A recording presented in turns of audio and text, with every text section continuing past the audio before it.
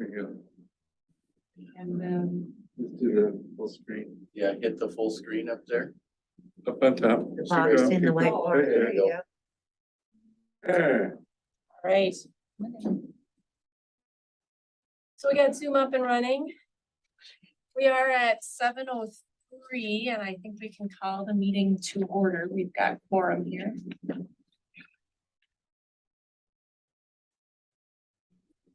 Usually are we doing a roll call? Yes. Okay, so we want to roll call and work our way around. I will do that. I'd be happy to. Thank you. Vice Chair, Present. you, Secretary, Not me. it's Oh, Colleen Freed. all right, I'm the New role. secretary. Didn't we decide that? We did last time. I wear it. Did they slip that one in on you, Colleen? Commissioner Wendy Phillips, Present. Commissioner Jim Phillips, Present. Commissioner Jim Richards, Present. and we know that the other two commissioners, Paul and Scott, were excused for prior engagements. We have approval of the minutes from the prior meeting.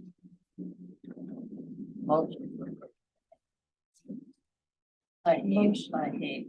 Motion to approve from Colleen. Do we have a second? Thank you, Jim. All in favor of approving last month's minutes? I, All opposed? It's approved.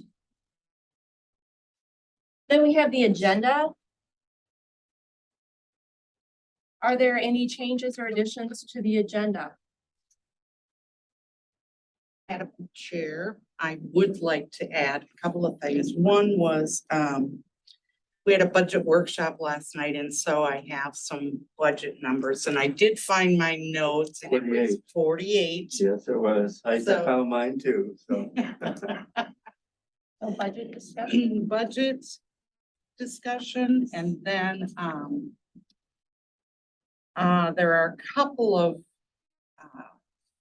property applications that are received. One is totally incomplete, and the other one, I see that the Hawkins are here. And they have an application in as well, or actually 3 applications in. However, one of them is gonna require a public hearing, so the best we could do tonight is to be able to schedule that. Yep, so that we can get notices out as required for the public hearing. And one thing I'd also like to add is just a discussion on how we follow up on building permits that have been issued, things that have to be, that were in the permit, conditions of the permit, and the follow-up of those. Excellent, that was a note I had written too, Oh, so, good. yeah, the expiration process, Yes. yes. Well, I mean, there were a couple of things that have come up to our attention off of that over the last meeting. And So are we thinking to add to the agenda like a planning and zoning discussion or planning and zoning? what do we do for a Permit. follow-up or? I would permit say follow-up? permit follow-up, Yeah, Okay. permit and permits. How about planning and zoning process? no, Discussion? it's gonna be follow-up. I don't think it's a process. I think the process. So I don't know is that there is a process. There is a process. Okay, And Sunny's watching the process very close. okay. So, I think what you guys are talking about is the follow-up of the execution of the permits, actually. And if they did what they were supposed to. yeah. Exactly. Exactly. And I know we've, and Sunny can go into a little bit more in detail, but, we do have a job, posting that there is out for us to be able to follow a property with what permits have been given to a property, because up to this time, it just kind of goes away and you can't research it to what's really transpired in the past. Is that a good way to describe it, or? We, At this point in we time. can through that is- minutes, but All right, yeah, so planning and It's a just, lot of research. so adding to the agenda, planning and zoning follow-up process discussion. All right, any other additions to the agenda? I'm just gonna ask, does anybody know how to turn the fans on? Cause I know the air conditioning is a little loud, but I couldn't find them.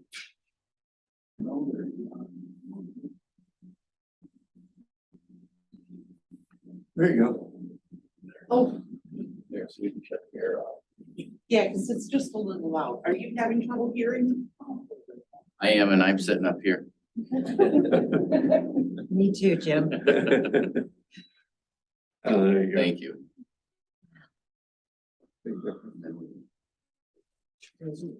Okay, so right now I have two items that we would be adding to the agenda. Letter D would be a budget discussion. Letter E would be planning and zoning follow-up process discussions. Does that sound correct? Wasn't Well, we there a have the property property application in there too? Property applications. Right. And I can give you the address. One is 830 Second Avenue Southeast. And the other one is 710 Minnesota Avenue. Can you say that first one again? 830. 830, okay, I did have it. Second Avenue Southeast, Yes, and then 710 Minnesota Avenue. maybe it's 820 Second. 820. 820. Instead of 8:30. Yes. 820. 820 Second Avenue Southeast, and then also a 710 Minnesota Avenue.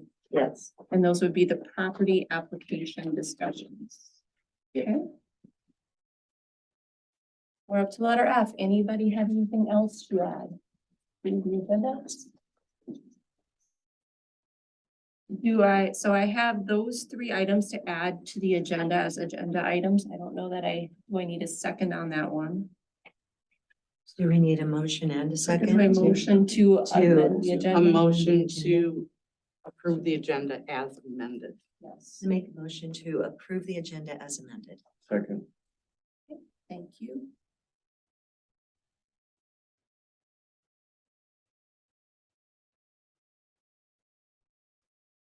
All in favor of the agenda with the additional items? Aye. I, Aye. Anyone opposed? Thank you. So first item we have is to discuss the previous city materials and determine what information may need updating or is missing to potentially draft new code for updating the minimum lot requirements in Orinoco.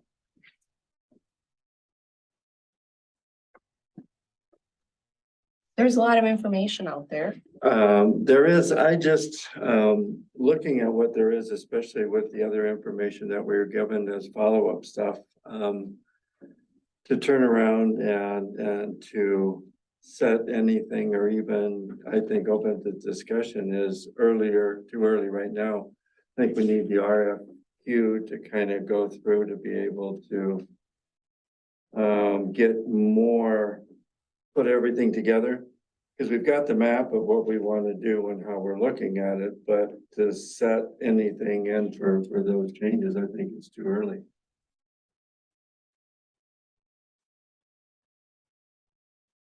Process. It's got to go through the process and it's not there. I agree. I agree. I'm in agreement with that as well. And I'm hopeful that providing you all this information, historical data, if you will, has been helpful because in my experience, a lot of times that happens where the work has already been done, it just hasn't been followed through. So the information is there and how much you've actually moved the needle forward since those documents were compiled is everybody here is new to that, right? So it's refreshing because I think that's exactly where we're talking about wanting to be. We just need a group that's gonna, Do you have that other map that that was given out by Stantec? Were you guys here for that meeting with the Stantec, or was that before your time? That was. I think that was before. Okay, Well, maybe there is some let me information. just kind of pass this around just for, yeah. That this yeah, No. no, this it's is the this one. Yeah, this was Have you presented. seen this? No, Oh, could we get a copy of that, Sunny? I think that would be really helpful. Sure. To kind of at least explain where we've got for a start, and that would fit into what's going on for, I think, the lot sizes, because it isn't gonna be just taking the city and say, okay, arbitrarily, we're gonna make the lot size this number. It's gonna be areas of the You're right. city and how it's been planned and the direction that we want to try to take it, or what Stantec had proposed. And also, I think what's been proposed in the past stuff that came to light from 2006 and 2016. right. Okay, so, One of the things I've noticed, even just driving around, that kind of speaks to some of that, what you're saying is the way different areas of the community have developed. Some of them are a single house with their whole septic system on their lot. They might have a bigger lot. mhm, It may or may not be conducive to a lot split, whereas some developments have the community lots. mhm. And once their septic is pulled out, that makes. Which is kind of like yeah. where you're at, Yeah. and so if you take a look at how the zoning and the variance was given into everybody that's over there in your cul-de-sac. Right, Okay, and that's very effective for what's looking, and so, you know, that could be a certain part of it, but when you look at the northwest part of town, where Jim's at, I think that you find that the lots are 2 and 3 acres and much larger, and so do you want to continue that in those certain areas and to be able to address things, especially with housing needs too? Okay, because things are changing, you know, on how you do that. And there was another report that I just got on housing from Homestead County. And I haven't had a chance to go through all of that because it's about that thick, okay? Of looking at what they have set up too, and for us to look at what the county is doing so that we fit in with the county as well as what we have going on with the city. I wonder if it'd be possible to have somebody from the county come to either one of our meetings, or if we end up having some type of a workshop or something. They've had some workshops. I've had a chance to attend 2 of them, okay, that Homestead County has done on looking at where they want to go for affordable housing and how to really implement affordable housing into our community. So those are ongoing right now through the county. I haven't heard of a follow-up after the 2 that we've had so far. So, That might be good to inquire on that, yeah. follow up with us.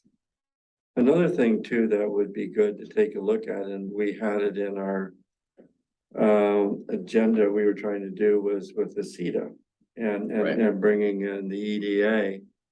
And we kind of pushed that to the end of this year or start of next year, I think, is where we're looking at on the budget, but it was budgeted for this year, so we still have money in there because that's a big help too at this point. Just knowing what other type of funding and different things that are available to us. Okay, so, and they're ready to come. Go ahead, Jim. I just want to remind us if someone wants to talk, that they fill out the form, right? Mhm. And are In 3 minutes. for 3 minutes. And so I can't remember. I thought we did it ahead before our agenda. Well, we normally did, but it's not on the agenda. No. So that's Yeah, on 'cause council. normally it is. So, yeah, if it's not on there, so I mean, you're following, you know, the agenda. So, Yeah, we're following the agenda. Usually when we open it up to the public for discussion, then at that point we'd set, here's what that public period would be for discussion, for minutes and speaking, or are you Okay. talking? Yes? Okay, I was not all at the beginning. But that's all right. I'm probably confusing it. I think it was on the agenda when we did it before with Paul, for what we were doing, so. Yeah. Because there's technically no public hearings today, so just discussion items, and we could open discussion to the public, so. Right. So yeah, there's a lot of material. You're right, there's maps that we have not received yet that we need to look at. Yeah, I think that this will be helpful to at Are least. you know, there other packets of material that you guys have received previously that would be beneficial for all of us to review? You got the 2006 and 2016, right? We got what has been sent out, yeah. But I Okay. don't think that they received the packet that was given to us the night that Stan Tech zoomed into our meeting Okay, which and is. went over an yeah, which is this entire one, yeah. Maybe plan. we'll give you this, get this whole, So maybe what we need to do is make copies of that, and we're gonna have to read it offline, not during the meeting, and come back with comments, suggestions, and themes that we're pulling out of there. Yeah, because there was some really interesting stuff in there, most definitely. yeah, because they went through and did pretty detailed review. Because it of might stuff not and just lot be sizes and- Minimum lot requirements, it's gonna be minimum lot requirements per section of the city, or That's exactly what it was. And what they Yeah. were talking about is starting in the downtown area with the smallest lot sizes. And as you're expanding out from the city, you know, it's kind of like lot sizes are growing in increments Mhm, for future development. right? I think that was the day that you and I were there to meet planning and zoning. And it was They a were woman there. in Yeah. the Zoom. Yeah, They were Mhm. Zoom, but we hadn't seen the materials except for, you know, what they Whatever were. they That was the popped up. first day that I had seen it as well. I think it was given to us right yeah, before we came in. yeah, it was at that And then time. she walked us and talked us through Right, all the Yeah. materials. but yes, it would Yeah. be nice to have, Actual looking at them. Absolutely. got a stick in there somehow. So Sunny, we've kind of come to the consensus that we need a copy of the whole packet, but we're gonna read We it didn't- offline we and didn't happy get to this discuss it. Either. Yeah. No, that But doesn't have we're to be going now. to We make don't need it copies right and then we're now. gonna be taking it home, reading it, and then coming next meeting, it can be We sent out don't need to it right us. now, or even. today. Yes. So we'll make you a to-do list. But I think this makes sense when you take a look at it of where we're really headed, I think, in directions to go with it. Mhm.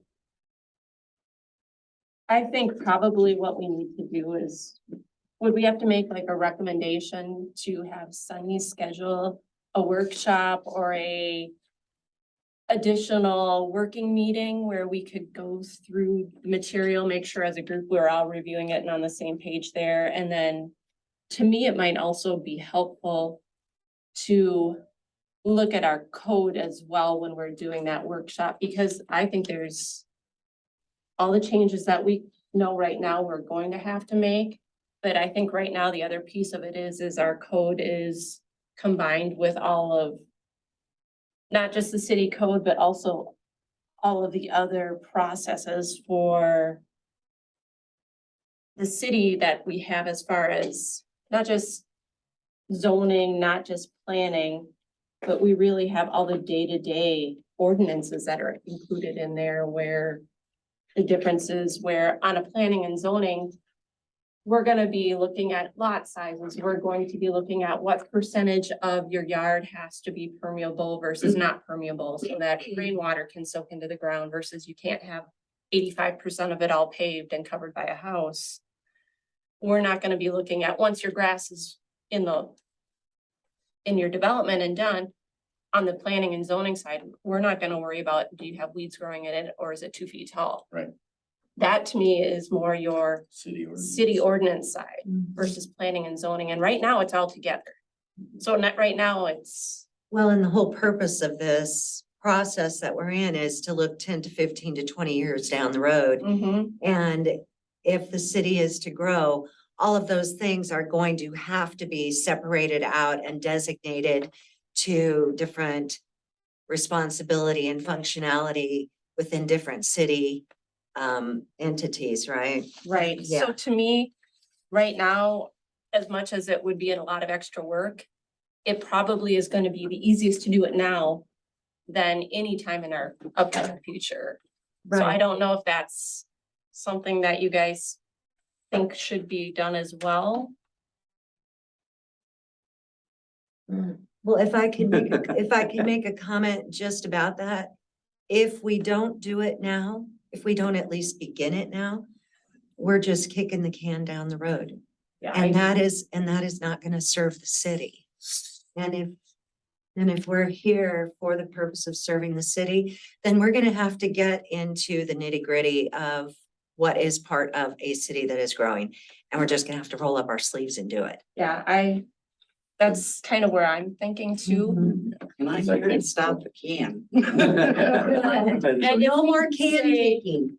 if we can say that we would like to put forward a recommendation to have Sunny schedule some workshops or work group be a good word, work groups for Or us. do you wanna have a subgroup Well, begin the tackle of it? look at the work group and we could examine, look at all the code and make a recommendation. Here is exactly how it's written today.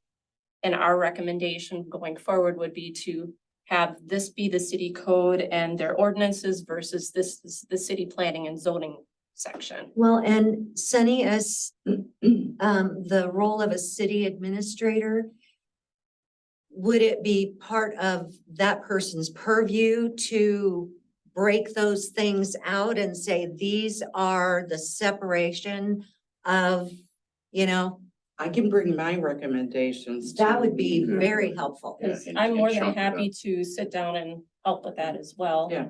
I know you've been formerly on a different planning and zoning. I've been on a different planning and zoning and Yeah, we had a whole book that was just zoning and planning. I did too. It was 300 pages long and it was just planning and zoning and it did not include some of the other nitty gritty. That would be more of a city ordinance, noise ordinance, different Mhm. ordinances that you Right. might have, nuisance ordinance. That have nothing to They do have with P and nothing Z. to do with the future and the planning and the growth Right. of the city. And I think what I would suggest we look at is take the things that are closer in terms of once the water and sewer, or as the water and sewer finishes, the project finishes, what are the things that are very important to nail down right away and to address? Mhm. And I think we just kind of prioritize, by segments of, the different code categories. Yeah, those things that are going to have to be in Right, place, exactly. as opposed to things that it would be nice if they were in place, Yep. right? Yeah, Absolutely. no, that makes total sense. And I think too, think about like trees having to come out during well, no, forget that. That's not this one. No, So- but there was a gentleman that stopped in today that had to, Jim just happened to be in here, but in the midst of all that project, there are some issues that are happening with trees. Right, and 'cause people are gonna- homes and- In walls and. Well, yeah, I mean, guess all that- this stuff. Yeah, and that's where I was associated going, with it. because as a result of installing the water and sewer lines, trees are coming down. They're getting real close to buildings that are, I'll say they'll have to in some areas. But in putting all that back together, I think it's important that we start to have those things in place, so we have something to point to. Because the current code may not make sense. Well, and there are things to consider too, because you have this project thing that is kind of under the council's purview, right? Right. Conversely, maintaining habitat, we had a conversation about habitat today too, but that and restoring that or trying to bring it back or whatever, that kind of falls into That's something. planning. So habitat corridors are a Yeah, zoning yeah. term. Greenbelt. And so And having something that's habitat covered. corridors, Yeah. having open space are Mhm. all specific things that could be included in a zoning ordinance. Right, and then when you add things like this on top of that, if we don't have the infrastructure in place, this is going to be a chaotic mess, and we're going to find ourselves continuing to go back and have different discussions over the same things we've covered, because what we thought was in place and on track has no foundation, and we're just gonna be chasing our tails. So But to me, it would make sense at least for us to establish a work group, have Sunny get us some dates then. Figure out when we can look at existing city code and make a recommendation on what would be city ordinance versus city planning and zoning, and at least start with what we've got today and split that out so we're set with our Right. planning and zoning.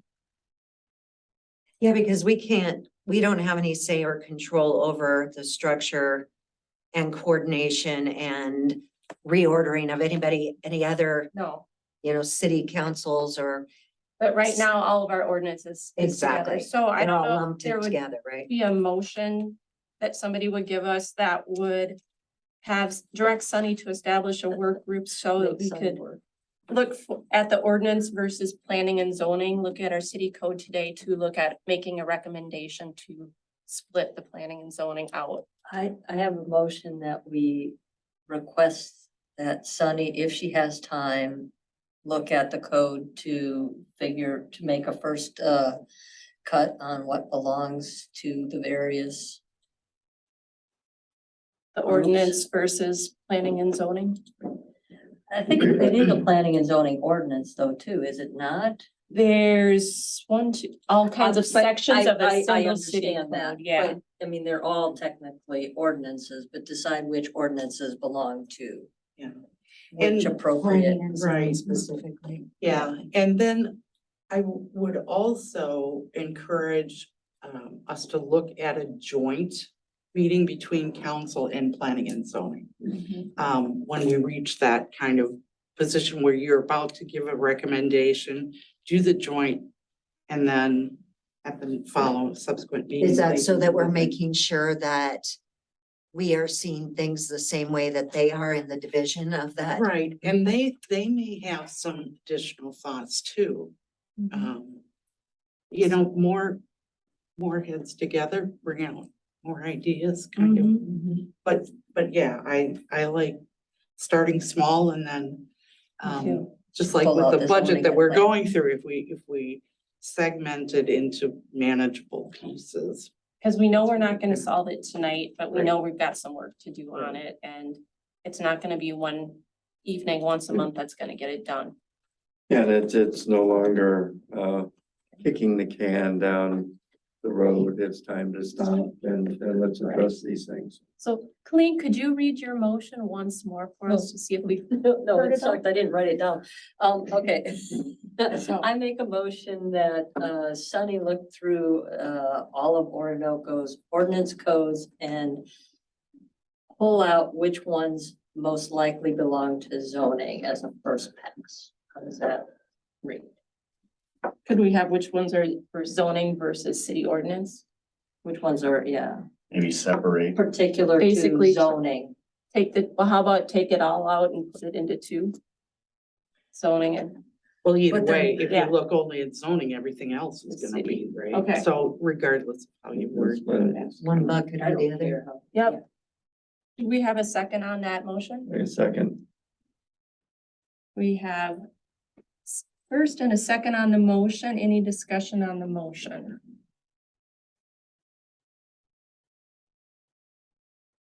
All in favor of the motion? Aye. Aye. Any opposed?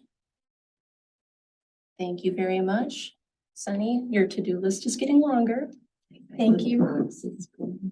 I highly encourage you to reach out if you want anybody to take a look or help you with rough drafts.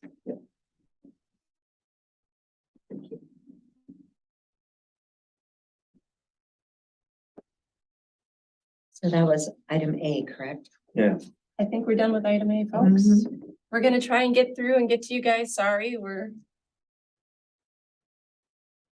B, discuss adding zoning info to clarify where firearm sales are or aren't allowed in city code. Any discussion on letter B? I have some information for you. And I think I sent you. So. Thank you.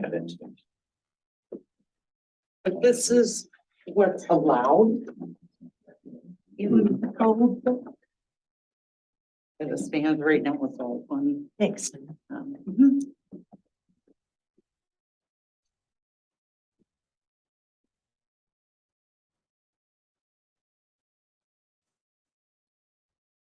So what Sunny has passed out is the existing current city code section that covers weapons.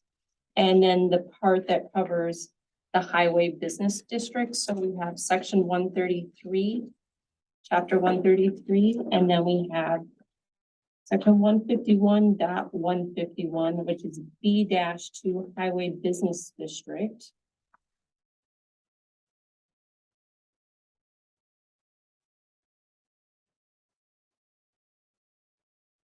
And then we do have actually a copy here of a previous zoning commission's decision back in 2018 that was related to city staff verified the property is in zone B1.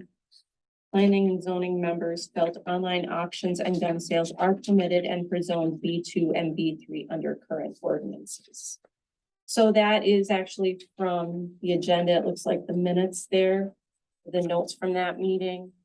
The actual city code itself, while they might have made that decision at that meeting, the city code did not get updated. Because there is nothing in there about what can or can't be done on a business level, so Did that it's. just get missed on what was put in, do you think, in 2018?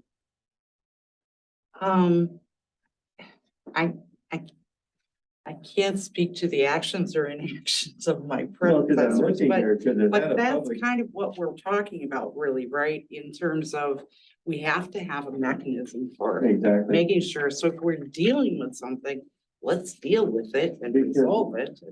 They had public hearings on this. You know, when they went through to do this, so everything was followed, I think, by code with the public hearing. For You that mean with the one sales? situation, but what they did do for that one situation, which was approve that person to be able to do that, they did not update the city code, so if it ever came back, there's nothing there one way or the other than they just put a note on that. I think that Yeah, it that's- just never got followed up on is what I think happened, which is what we're trying to follow up on. So they never did a text amendment of any kind to update the city code, they just put it into that permit. And then in the minutes, because I mean, if you turn around and did the public hearing and everything that there is, they followed procedure to turn around to have that to be done, and I think that they were right by saying B1, B2, and B3, okay? Yeah, and I think to Paul's email that was in our packet, is we just determine where they can sell firearms, where they can't. Because I think this is evidence that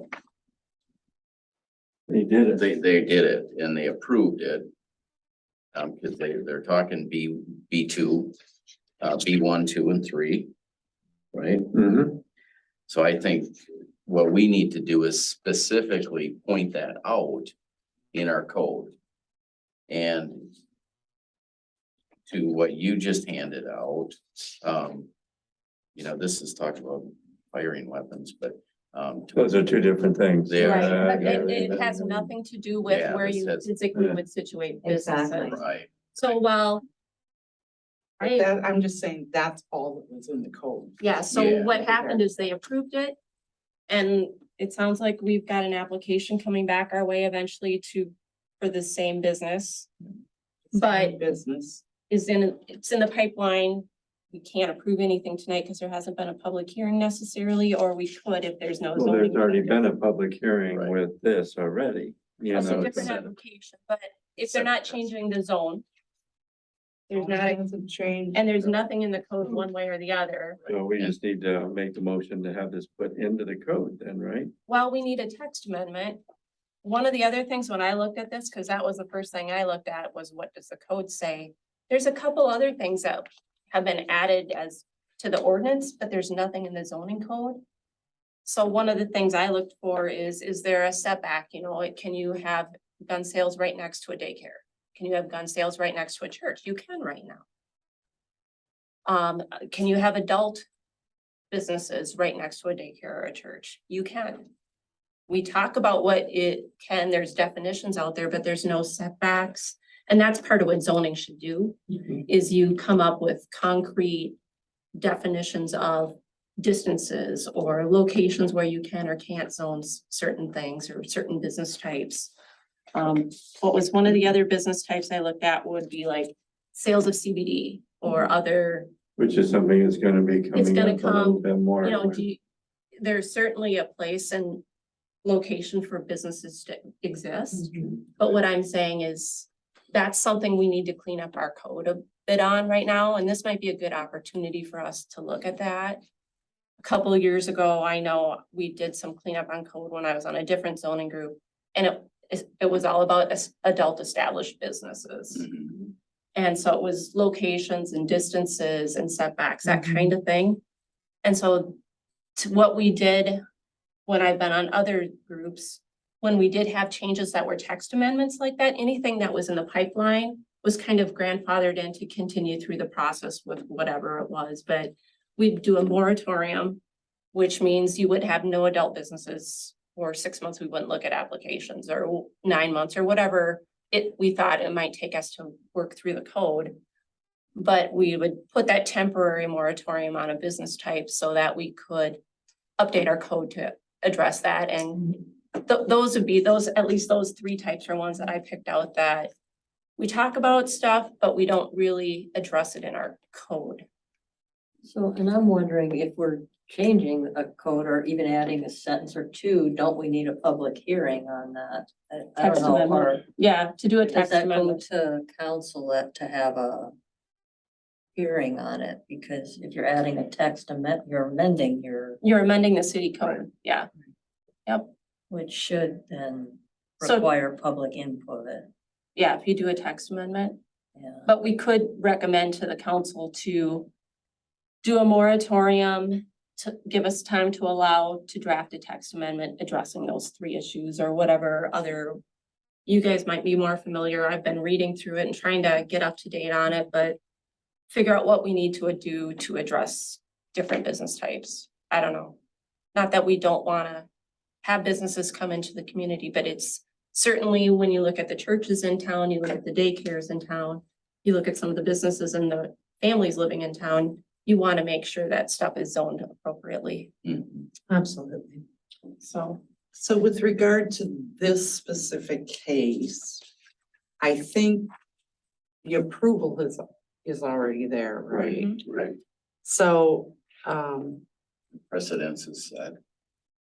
Do Yeah, we- The same do you- And the public hearing was done and everything was followed through. I just think somebody just didn't put it in, and that was followed through by what we had and Oh, the and- clerk stage at that time. And if I could ask, have there been any negative responses or repercussions to this particular thing being approved for that particular location? If it's the same, type of application that's coming through, has it created any kind of ripple effect through the community that has been negative? Has there been any kind of negative feedback?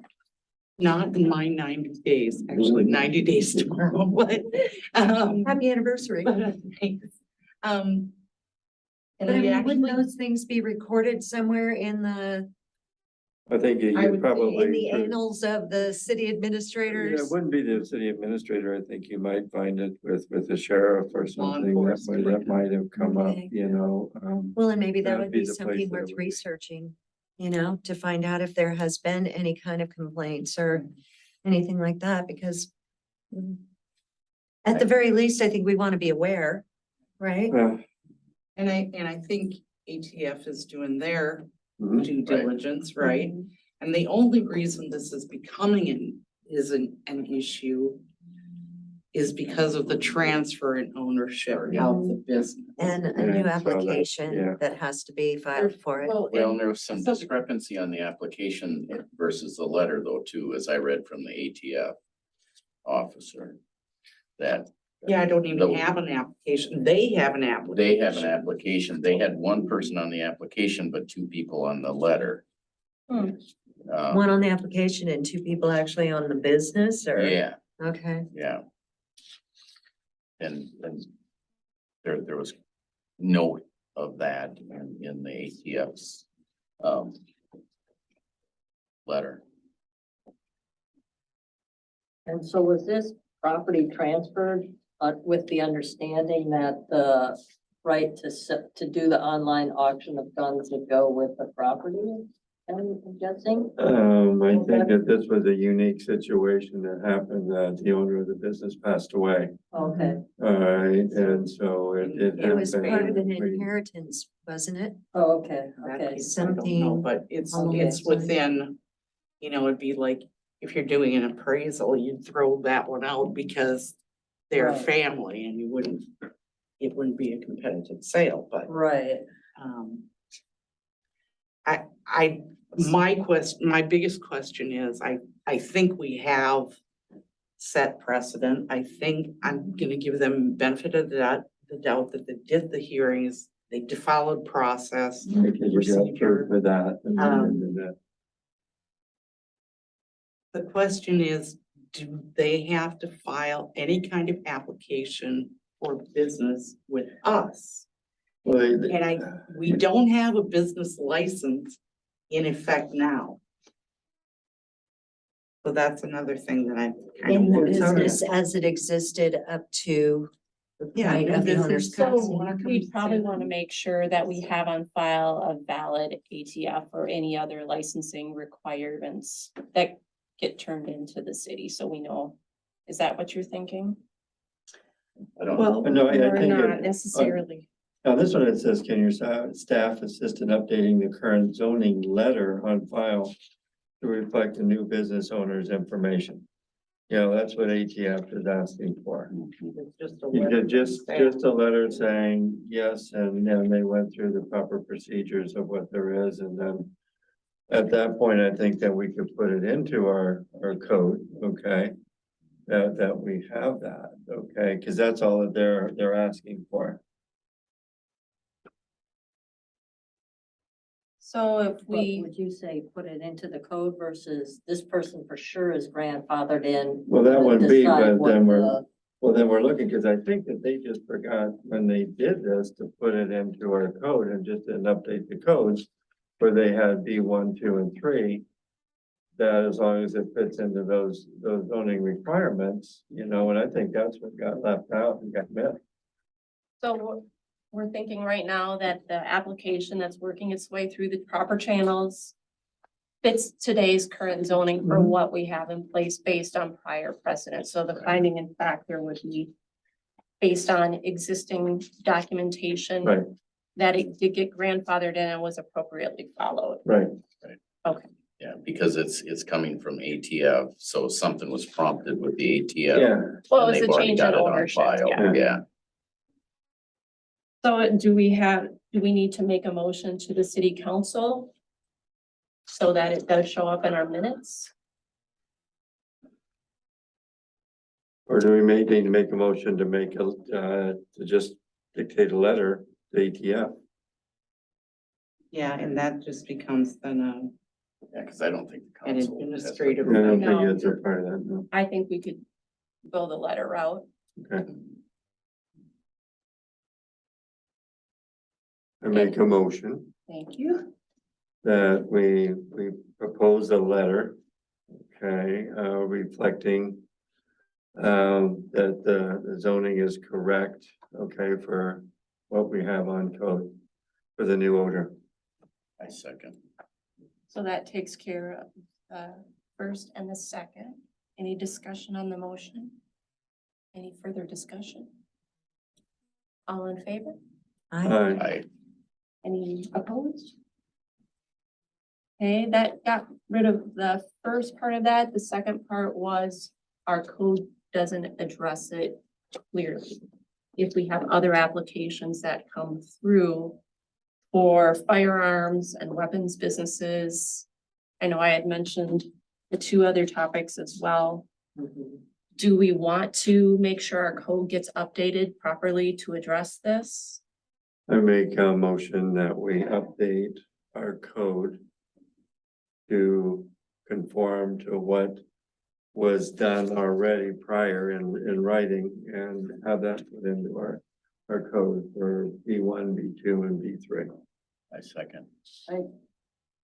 Okay, that's I first and guess I'd like second. I've got some discussion. Yeah. Yeah, I'd like to request that we actually look at area townships and towns and see how they, again, define. The appropriateness. Right, how close to a location. church or 'Cause how close Right to now, that a doesn't address daycare. any setbacks. It Right. lets them You know, put it I'm- in everywhere. I'm Well, not saying no It to. does by anywhere, zoning. No, but just- absolutely. But I think these aren't we talking two things though? Cause we're updating the code based on this, but I think we talked about reviewing the code that's in place right now and coming up with what, where can those businesses be located? What communities? Obviously, if it's a business, it's gotta be in B1, 2, or 3. But I think there's additional things that we talked about earlier, Were so. we talking about reviewing the code though, or were we talking about splitting the codes out? So that the code that we were dealing with was specific to planning and zoning? I think that was the first step. We were talking about breaking Phase it one, out. Breaking it into two And parts. then I of what think we exists. need to look at the different codes, especially something like this. Right. And make sure that the language is suitable for, what is appropriate for a particular kind of business to be near, especially schools, Schools, churches, daycares are the So ones then- that. daycares. Mhm. Sonny, how easy is it to try to find out what other cities do? So we know how they're proceeding and looking at this. Is it easy to find that through LMC? I'll look on their listserv and see if there's, if that's been a topic of discussion. Cause I know it's gonna be coming up with CBD and gummies and everything Yeah, and I that's think that what new. we're talking about is apples and oranges, But I just was wondering if we could. They are similar. They're in that same, wheelhouse, for lack of a better term, right at the moment, but Basically, And I'd kind of hate to put right in the zoning right away, anywhere in B1 and B2 until we formalize exactly where that it could happen, because then you open it up before you. Well, and maybe Codified. we be specific that it applies specifically to this business Okay, until Right. such We can- time. we can say at this grandfather. moment in time, we can say that Right. because of this grandfather process and the nature of the application and the nature of the transfer, that so But it Yeah. is subject to Right. So change. right now It's we under have- review. and we do have a motion on the floor that's first and second, so our choices are if you guys wanted to withdraw or if you want to amend. I'll your motion. amend the previous motion. You can't amend his motion. Oh, did you? I have do it? to amend it. Yeah. You Sorry. seconded. Yeah. I second. I amend the motion to include, research more specifically of other businesses that might be involved to get the proper setbacks. setback or distances associated with those. So not doing the text, not doing the amendment immediately, but doing the research prior to. Yeah, because we've already turned around and approved this, so we're gonna get that one out of the Right. way. Yep, that's You gonna know, split then- it into two. Right, This so is separate from this will that. make it separate, so that way to have it done right when we put it in for code, that we've done the research up to that point, so that makes sense. So it would involve future applications. Would you allow those through, or would you put in a moratorium until we got this done? I said, let's put in a moratorium until we turn around, because we haven't had one come up, No, so not at all. this And it is. wouldn't apply to this current Right, situation. yeah, so I That'd be would great. say that way, let's do that while we're doing the code and How figuring out long do the you code. want that for? 60, or well, let's do 6 months, I'm just trying to think, I don't know Because how we big. can always remove it earlier Yeah, if we. let's do 6 months. Can we extend it if we need We can to? extend it, or Okay. we could shorten it. If we get our code finished before then, we could. Okay. Yeah, when the new let's code let's goes do 6 months, because I know we've got a lot of stuff to dig through on the I code. know, that's what I'm thinking.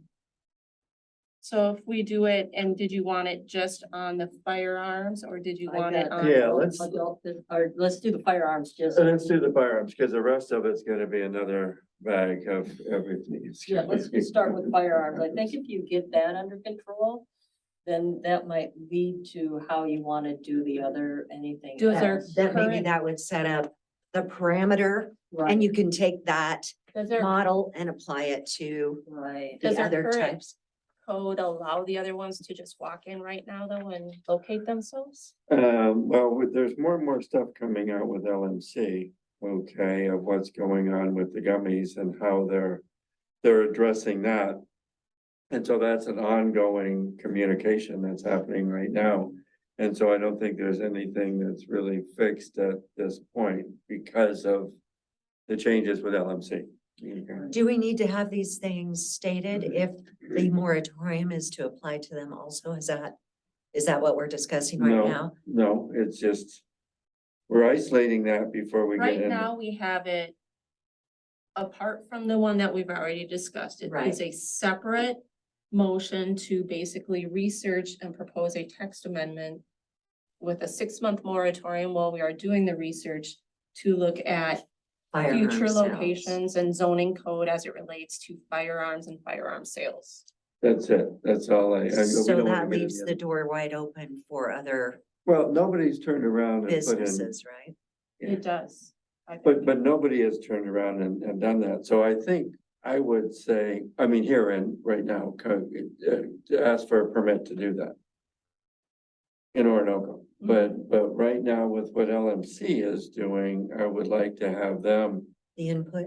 yeah, because it's still being worked through the legal aspects of Minnesota. On how they're gonna implement it, and so that's why we get updates on what's going on with LMC, so. Well, and that's what happens is, you often have the legislature weighing in and, so making it legal, but then everybody else is kind of Left scrambling on to their how own to they, figure it yeah, out. to figure it Mhm. out and. Well, let's, if we could further the discussion for just a moment. If we do it to only include firearm sales, what kind of vulnerability, what vulnerable state does that leave us in? Are we painting ourselves to a corner if somebody were to pop up out of nowhere and want to put in an Wanna put adult more medical. type of business or, some type of dispensary? Yeah, Mhm. would we be leaving ourselves vulnerable to having to make a decision because of once somebody submits an application, we have so many days, right, until we have to respond and.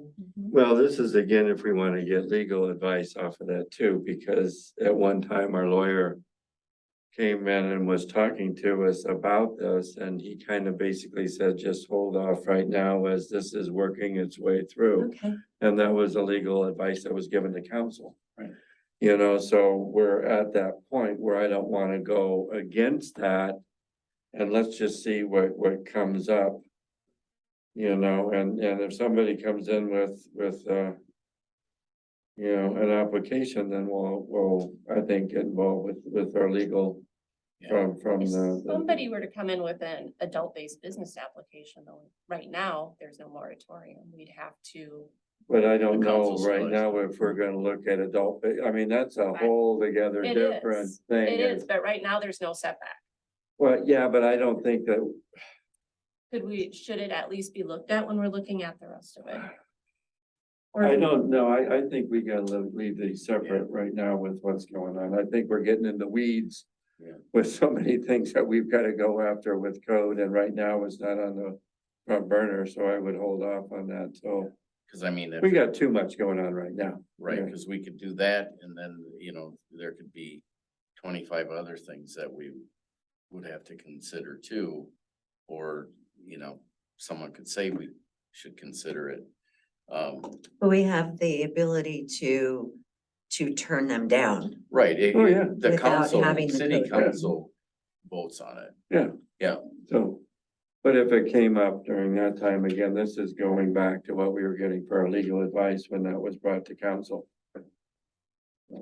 The other thing that the likelihood, I don't know that you have that many vacant properties that Just- somebody is just- going to just, pop up with a business that's, you know.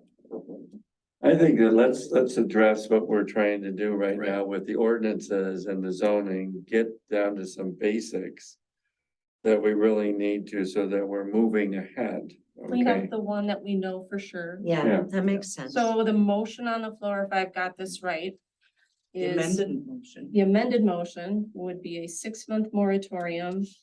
And then looking while we work on updating a text amendment language, so it would update the code to cover. I had firearms and firearm sales. Mhm. So the combination of Yeah. firearms and I thought it whatever. was just I firearm think it's just sales. firearm sales. It's firearms I think it's sales. just Yeah, 'cause firearm that's- sales. A second, good, is that correct? Correct. Any more discussion for the motion on the So floor? you seconded the amended motion? I second the amended, Any more discussion? because it's really firearm sales business, Which is what this says, yeah. just to be clear. Okay. Any more discussion? All in favor? I, All opposed? Okay. So we now have another thing for us on here to work on. Sunny, I don't know if you have that on your list to set up a text amendment meeting for us or a discussion group on that. Or make a first pass at finding examples from other organizations, I guess. That one. The other organization, find us some That was a samples. list. Start with that and we'll meet next month and figure out what our samples are that we've all read. Yeah. All right. Next one, discuss right-of-way issues and responsibilities of tree trimming, grass, and weed maintenance. We go into ordinance. To me, that would be when we separate zoning apart from city, that discussion should really be the city It's a ordinance city level. ordinance. Right. Our discussion for that would be the developers, how much grass are they able to put in? What, Height of trees. right? Do we require every new home to have at least one planting of something, just the green space stuff? And businesses, having to have trees and landscaping. Right. Things like And We that. this can would do be to requirements. protect the soil and erosion. Is that the So- purpose of that? In planning And and wildlife. zoning? Planning and zoning, it could also be screening if it's a business, like the recycler out on 52. Mhm. You can require that they put up fences, but you can also require that they put up green fences. That would be a live row of trees. Mhm. So you can do that type of thing in the Okay. zoning. But as far as tree trimming, grass and weed maintenance, I don't know. We have some. Yeah, that's city That stuff. would, to me, be an ordinance. So maybe that's Mhm. something when you're splitting apart your draft. So I guess what I want to ask is do we know where this came from? Have there been issues? Sunny, do you know? Here's Did this come as a result of some things happening? everything. Can you give us some background? Okay, so the background is, there's a property owner that, when coming out of his driveway, felt it, there's growth in the right of way from trees and, their leaves and branches, creating a hazard when he was trying to look. And I know like in the country, when farmers have their corn growing, they have to maintain that visual site. So for him, it was, he felt a public safety issue and wanted the city to take care of trimming the trees.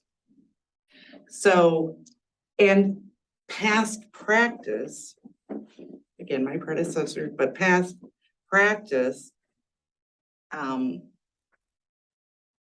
was to to require that the homeowners do that. However, when the homeowner and I were looking at the code, I mean, I could clearly see his point that, yeah, he does mow the right of way and, you know, keeps the weeds down and everything like that, because that is clearly spelled out in the code. Because if he doesn't, we're going to do Oh, it and charge him. and charge him. And that whole process where we assess him back for us doing the work is there for the grass and the weeds, but not with regard to trees. Right.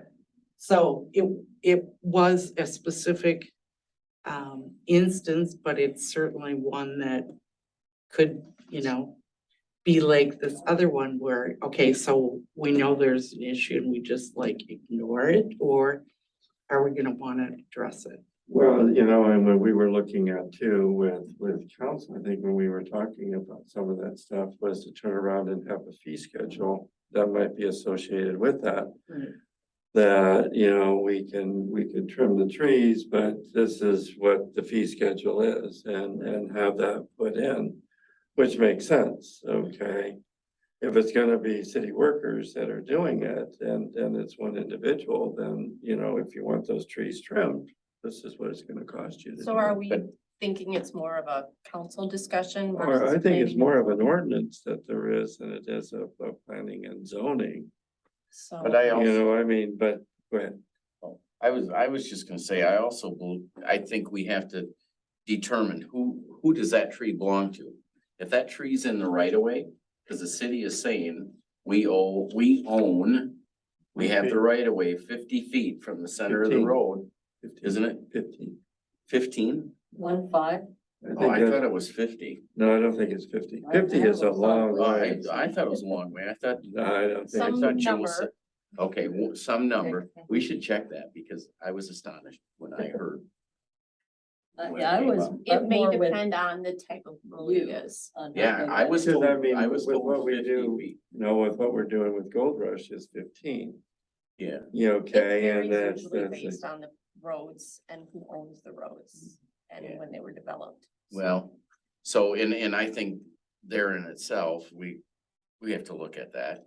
But I guess to my point is, if the city is saying in the ordinances that the city owns X feet from the center of the road, and if it's within that X number of feet, if it's in that area, the homeowner should not bear the burden of that. Trimming that tree, because if the city is saying, hey, we own it, then okay, if you own it, you trim it. That's the way I if you're look at saying it. that, then you're gonna be responsible for taking down any tree that there is for that, Right. and it gets into being a Yeah. big expense for the I city, get so. it, I get it, but if they're Yeah. going to impose it on the homeowner that they own that property. Okay, what, if I'm the homeowner, I'm trimming that tree, I fall out of that tree, or a branch falls on my head. Then the city gets sued, That's where you gotta be real careful with what you're playing around with this, so. Yeah, Right. what I I think would it's say more though, of a fee. is this discussion probably belongs at the city council I- level and I not. at think it planning and does. zoning. Yeah, So I I think would it think does. that would be good to put it on their next agenda versus planning and zoning. cause I've seen make it a motion happen where that we people move do this trim and they to, get in trouble. City council. So we have a motion that we do move this as a discussion item to city council. Is there a second? I second it. Thank you. Any discussion on the motion on the floor? Yeah, I'm watching Sunny smile over there. Give us your input on this one. All right. All in favor of the motion to take this particular discussion item and recommend city council discuss it? Because it does fit more with the ordinances there. Say Aye. aye. Any Aye. opposed? All right. Did you ask for additional discussion? Do I need Discussion? additional discussion, anyone? Well, here's, We can vote again. No, no, Please, we Sunny. can. well, in my experience, part of what the Planning and Zoning Commission has been most helpful with is because they are specifically dealing with zoning and that kind of language and text amendments and revising ordinances in one shape or form. My experience has been that many of these things that you would think would be purely administrative, if they need to be changed in the code, come to the Planning and Zoning Commission Make a recommendation. for To help those write. kind of, to help draft the language and to make sure that you're kind of, again, because you're actually kind of guiding the city in terms of planning beyond just the zoning, right? I Mhm. mean, the big picture, you're like the big picture people. Yeah, and we Um, make recommendations to the council Right. to vote on. But like I said at the workshop, you guys better understand the whole city code of ordinances book in its entirety than anyone on council, really. Because you have the opportunity for more longevity, if you will. Yeah. So then is it appropriate for us to continue this specific conversation? Because it will be upon us to make the recommendation to city council? Or are we putting the cart before the horse What I think and why, stepping in between yeah, I think that why I asked. property owner and the city council? Well, because here's what the code says. The city controls that X number of feet from the center of the road. And we maintain easements in the right of way, right? But for weeds and grass, it's on the homeowner to maintain that. But we don't require that same thing in current code Trees. Or for trees. Could it just be amended to say that vegetation instead of trees, grass and weeds?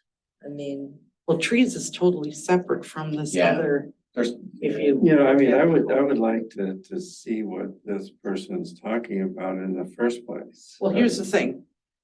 I sent the guys out there and I just took care of it because I agree with them, you know, that the code is written.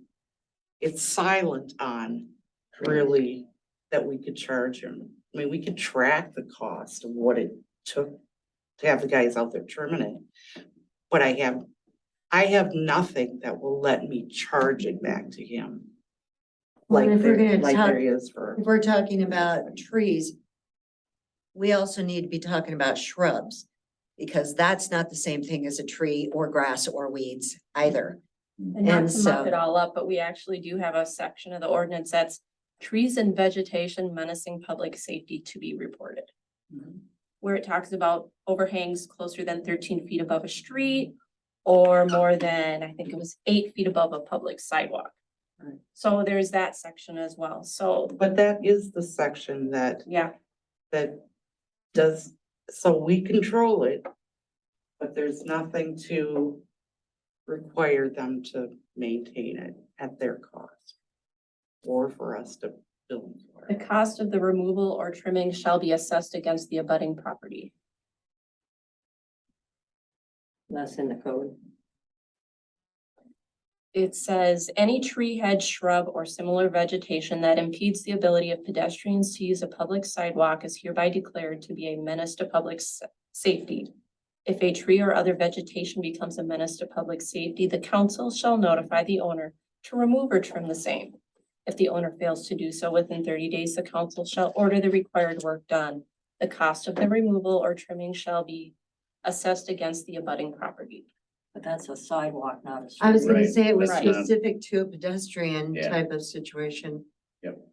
So that's so I think it, public street or sidewalk. It's public street. So I And it guess what depends I on would whose say- tree it is, right? Is right, it in the right of way or not? I think as a planning and zoning committee, I think we have to look at that based on this conversation I don't think it's clear, right? Right. It's not. I think planning and zoning should come up with a suggestion or, recommendation for the council. Spell this out, make it very clear. Who owns what? And who's responsible for the Who's maintenance? responsible for what? Because if I would get in trouble for cutting a tree that is in the right of way,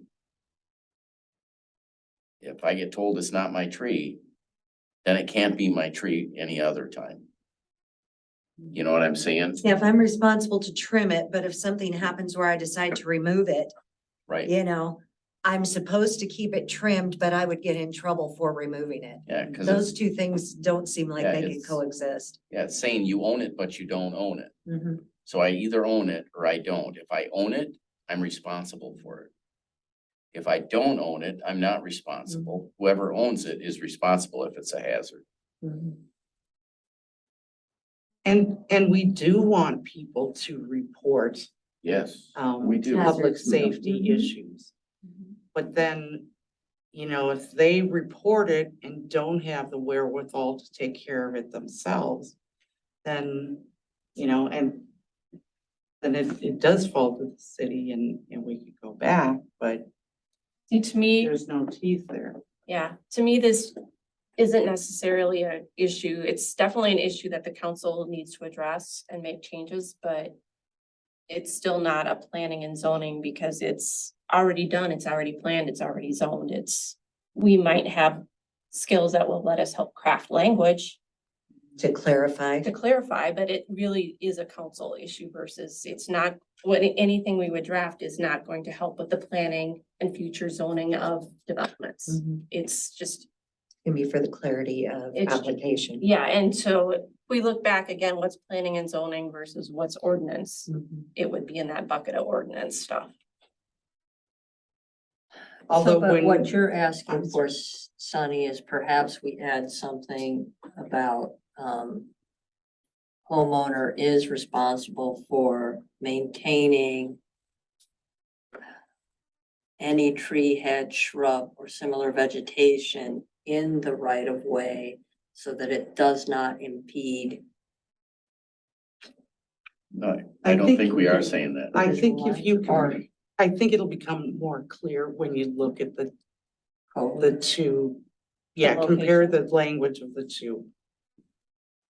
So is this something that we need to address this month, or is that something It's already been addressed. sounds like it's taken I care made of? it, Okay, so it's paid one for more it. thing when we're looking at the two parts of code, Right. once they're split, that we should be considering at that Right. time. because even when you're talking about, okay, so a developer comes in and you want to require him to save some trees, him or her, to save some trees or plant some trees, those trees are gonna grow, right? And they could potentially present safety hazards down the road. So I caution you to not think just in terms of, okay, that development's done, our hands are free. You know what I'm saying? Right, I well, think you But need I to think see that that's bigger where you get picture. that separation, where it's the future and the planning versus the maintenance and the onkeep and the ongoing upkeep of different things, which is ordinance. Right. And there again, I mean, that's why I'm proposing at least once a year. I like seeing planning commissions and city council come together so that they're consciously aware that everybody's working for the same set of constituents, right? It's not adversarial, it's a joint effort to make the city the best it can be. Because the bottom line is we're here to serve the community, Right. not for any other reason. And there's Right. nothing that says the city council couldn't tap some policy wonks of us that don't mind helping them write code. Right. And I think that's probably why Yeah. my experience has been that, because it's cheaper than a planner, right? So back to the So motion. Do you motion is wanna, to forward it on take for further discussion discussion to council, and we had a, Or, you know, I'm willing to pull my motion and say that we table this until we get both parts, and then, I mean, Between the ordinance and code Yeah. and make that distinction Right. between because the. the issue's already been taken care of, the topic. that specific That's instance, yeah, exactly. yeah, But but now that I know it exists, we want to do you something. know, I cannot in good conscience continue to send out a letter that was used in the past when I disagree with that. Let me ask you this question. If we table this for the moment, are we going to be creating more work and more chaos? Or are we going to be dealing with it as it's coming forth and developing, moving forward? So are we going to be creating more work for everybody if we do something about it, or if we don't do something about it right now? Which situation do you see is going to be most beneficial moving forward? To table it or to actually make a motion to do something? What is your thought on that? Well, my thought is that although I gave you a short time to look at the code, to allow you more.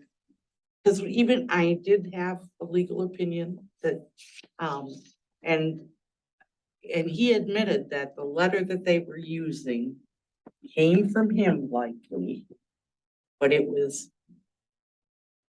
out of context based on what I was telling him and when he was looking at the code. Him being the homeowner that was No, told? him being the attorney. Oh, okay. So the attorney came around to Okay. So the join attorney in pedaled a in- little bit? yeah, Yes. so See, that's that the thing I'm to thinking, a- we don't want to be shooting ourselves in the foot. to align with what the homeowner was saying and what I understood the code to be. Yeah, and that's where I'm coming from. We need to be very explicit about it and have hard lines drawn as to who owns what, where, and who's responsible for what, where. If I own it, I'm responsible for it. And I meaning the city or the homeowner. Right. Well, and it's important too that once that clarification has been made at this level, that it's communicated effectively so that when that letter goes out to the homeowner, they're not surprised by it, or feeling that they are being unfairly, burdened with the cost of doing something. It has to be very clear. This is the ordinance. When you purchase this home, this is your understanding. This is your responsibility. Or this is your property, but the city is responsible up to this point with, within your property lines. Right. So those things have to become more clear. And that's, quite frankly, a large part of my job is educating, but I need to have good code and Right. ordinances to be able to support that And too. so to So it's kind of- accomplish that end, what is the best step that we could take in this moment? I'm gonna suggest that because I know that there are multiple changes in text that need to be made. My letter to him was, thank you for bringing this to our attention. And I'm happy to know that I will be able to resolve this during my tenure, which I expected to be December 31st. So, and that's kind of, you're better off rather than, just jumping on every text amendment that comes along, if you can group them, because again, that big book is a legal document. right, So it's cheaper to do them collectively than it is to. Well, and we're gonna be far less effective if we are forever putting out fires. Yes. Right. Absolutely. Okay, thank you. So so table the motion to continue it as part of the overall, or I don't really, I'm open to what the. what you want it to be, I I mean, I'll withdraw my motion. So right And let something else. now, as it sits, we do have follow-up that's gonna happen when we're splitting apart the code, looking at And ordinances this could versus be a zoning. part of This This will would be be- And part of we're gonna that have process. phase one, which is strictly A versus B. This is what it is today, and phase two is gonna have to be, here's what needs to get worked into. To me, that makes sense to work it in. Well, and Because when we're prioritize. sending through the text amendments, let's just do it all at once. Mhm. So That makes Yeah, sense. it's gonna be- to me, We're gonna be redoing. I think that's a winning strategy. yeah, Mhm. And again, this is the first time this has come up that I've heard of with somebody doing this, so it isn't something that comes up every day, so we can work on this as we do. to me, that. I'd work on it as we're doing that. piece of Exactly. it. Well, I know the property across the street from us, has been cited and threatened to be fined to have some branches removed before and, they don't live here anymore. Well, this is where we can do city fees that we had talked about at council, that for some of the stuff that needs to be done, to have a set fee schedule that there is, that's a part of that, so you can do that. Yeah, but it's not. Yeah, I it's- think what For happened twenty was, twenty-two, it's not even on your fee schedule. Yeah. So that, is part of the, if you're gonna change the code, then it's gotta be a public hearing and in order to get it on your fee schedule, you maybe need to have that piece in front. So, I ironically kind of kicking the can down the road a little bit, but I'm saying like within It's this coming. quarter, yeah. But if this is one of the things that will be coming up with more frequency, we can absolutely prioritize this type of text and move it closer to the top of things that we are, amending. Yeah. If we know that it's gonna be something that's gonna be coming up. I mean, what I'm saying is I don't know who, turned in the property across the street. I mean, it was owned by the niece of the original owner of all that river front property, a Tiedemann.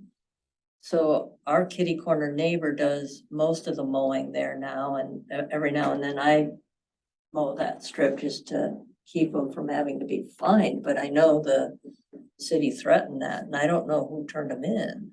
This was a couple of years ago, so, the question becomes, it's not the first property that's been Yeah. And I'm sure. sort it of won't be the last. challenged about. So Right. do we, so I'm just trying to think back here. We've got our motion. We had our discussion. Do we need to re-vote on this motion? To send it to city council, or are you withdrawing the motion and tabling? I think we withdraw the motion and table it until we see a more, Okay, That works for me. so we are going to withdraw that, table this discussion to future meeting. We do have 3 items left on the agenda: the budget discussion, the planning and zoning follow-up process discussion, and the property app discussions. Right now, that's the order of those. I don't know if it's possible to change our agenda order, because folks have been very patient with us, listening to us talk about branches. I don't know if anybody would be upset if we open the agenda to discussion to just adjust the agenda order to move. I think we can do that. Is anybody mind if are you guys ready if we have the property app discussions first? Okay.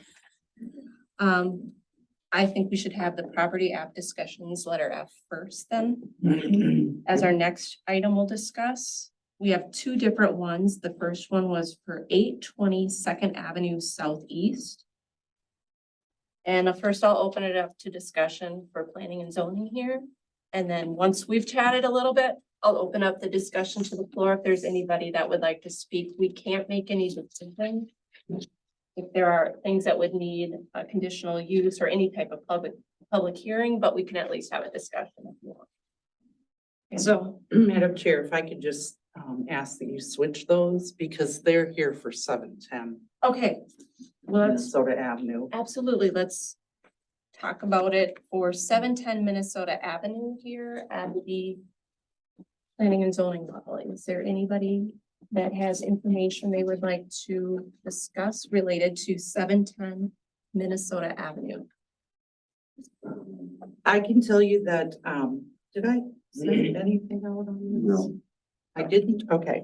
Because I just got it yesterday, right? Okay, so, we, yesterday we received applications for,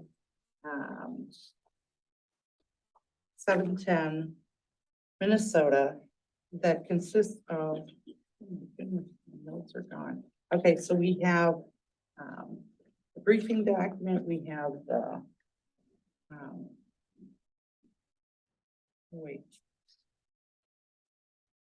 This is the old one. I'm sorry. I think it might be still laying on my desk. Do you have your paperwork with you? You're looking for a, oh. The biggest thing that I think there were two things that stood out to me. Oh, wait, stop. It's in the wrong file. No, it's all coming to me. Okay, sorry. Okay, so there's a lot split, a variance and rezoning. And in looking through the applications, plural, the only thing that I think I see missing is we have a requirement that, you need to list all of the property owners within 350 feet. And I know you have kind of just on that main street, but in terms of how they do that, it's 350 feet from every point of your property. So I'm not sure that that is complete. That would be the only thing. And the other thing is that the one application clearly requires a public hearing. So we would have to definitely look at that, for next month. Yeah.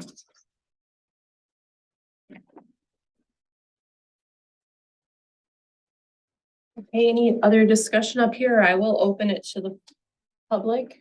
If there's any discussion from the public, you do want to give any further statements, we can't necessarily vote on anything. We'd have to have a public hearing, but you'll also get an opportunity next month to chit chat with us, so. So you certainly are, if you do want to talk, if you would, for our lovely new secretary here, state your name and address.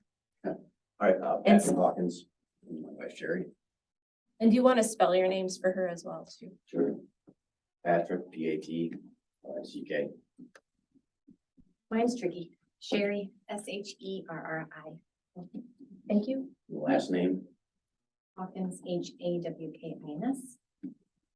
And address where we live? Yes. It's 10800 3rd Avenue Northwest. 8th Avenue, did you say? 3rd Avenue. 3rd Avenue. 3rd Avenue Northwest. it's in Orinoco. Orinoco. Yep. I assumed. Yeah. Thank you. And we'll do previously what I've done, public comment, we've done like 3 minutes, so, We'll take 30 seconds. okay. Thank you for having us. Appreciate all the hard work. First of all, we have a correction, Sunny, on the zoning. We wrote down the wrong zoning. Currently it's B2. I said C for commercial. I don't know what I was thinking, so, but we're B2. Okay. Yeah. And we're happy to give you a new copy of the. Okay. So I just wanted to make that correction, that our current zone is B2. Okay. And, I don't know if you're all familiar with the property, but it's a unique property. It's an older property, so there's some unique things about it. And so there's a commercial piece to it, and then there's the original farm or the homestead that came with it. And that's what we're trying to separate. So had the two houses that were on that property already been divided? On the property we're talking about, there's only the original house. There's only the original house, so the other house that had been built that was on the property for a That's a long different time. parcel. Has That's been a not, different, that's okay, not a discussion here. all right, okay. So that's our plan is to lot split out the residential home from the commercial buildings that are on this one parcel. So we're looking to lot split that out. And then from there, we need a variance because the current size is 20,000 square feet. And it's not 20,000 square feet. So we're looking for a variance there, but hope that will be in future compliance, but not knowing what that number is yet. We just had someone survey it and create something that made sense. And then from there, after we have our time and such, our goal is to rezone it so that we can have a duplex there and offer some additional housing opportunities for Orinoco. Okay, so that's our whole plan. It sounds like we need to add some neighbors, 350 feet neighbors, which we're happy to do.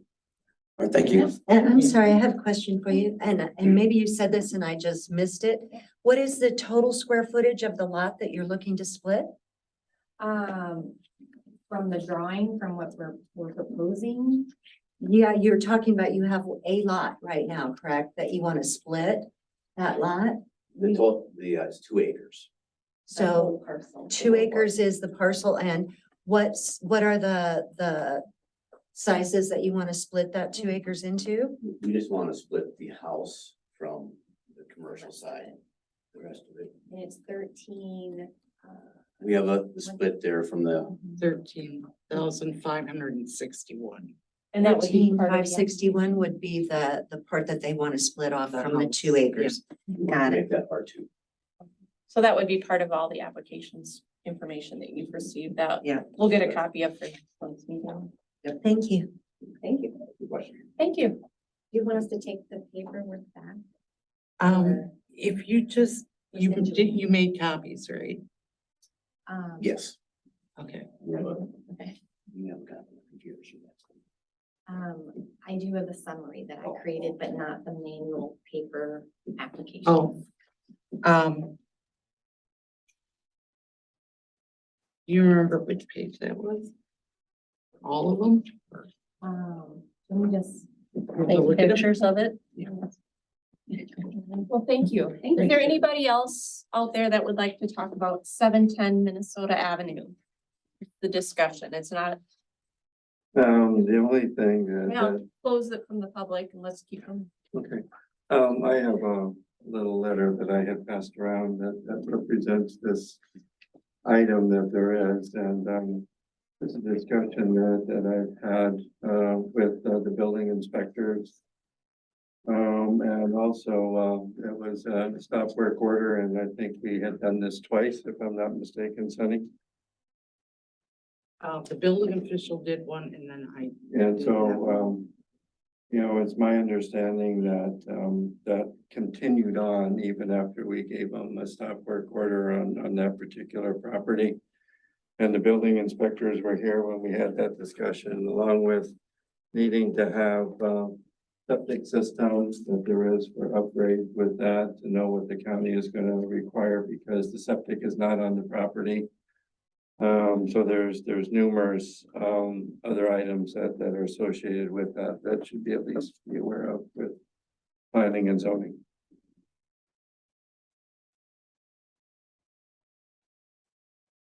Thank you. Any other discussion?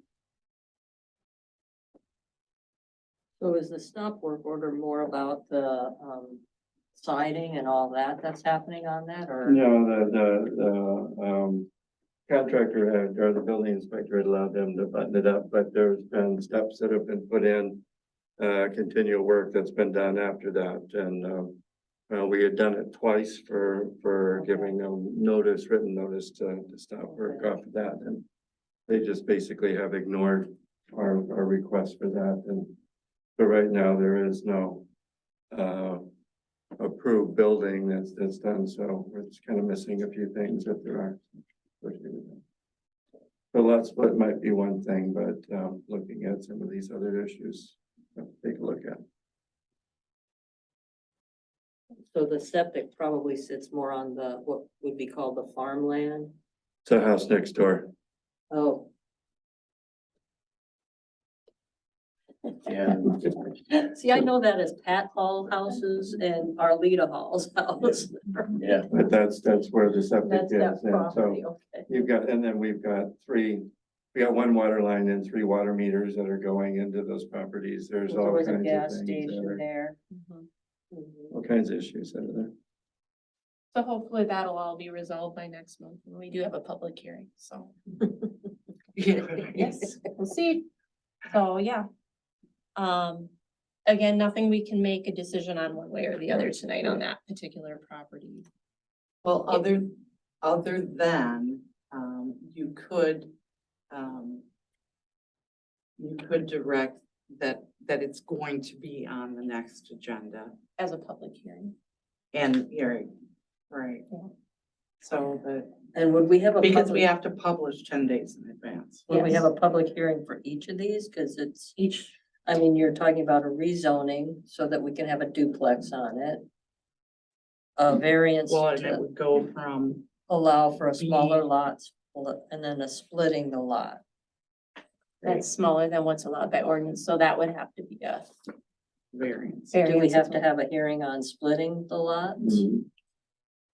I mean, 'cause So- it seems to me that's what we did with the one on I would- Second Avenue and It seems like we would direct Fifth Sunny to Street. review the applications that are received and as needed, schedule the public hearings that are necessary for our next agenda.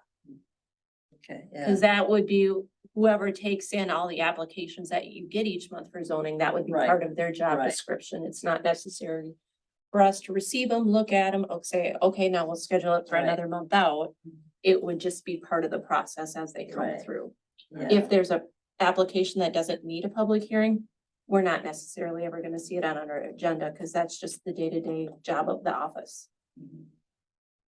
So to me, that I don't know that we would need a motion, it's just part of the job duties.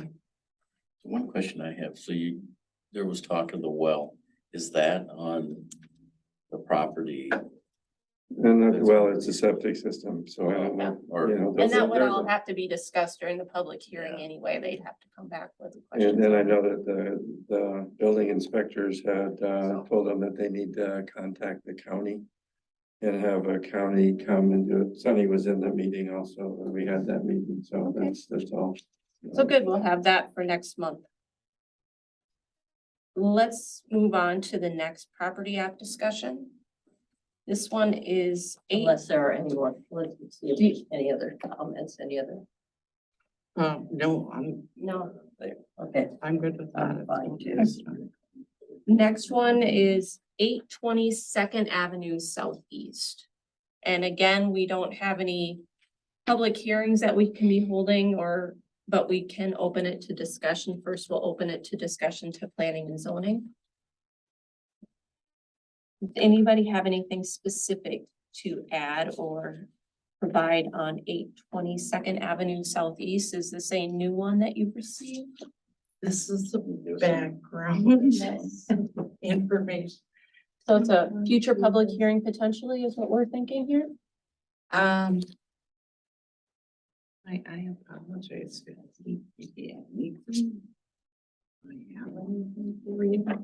That's down by animal. Oh, look at this, okay. I was prepared to do this. I'm gonna figure out what happens. Okay, so I'll give you both of these things at the same time. But, you know.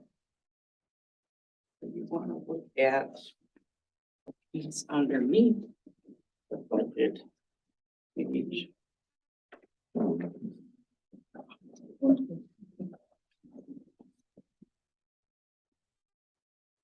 Okay, so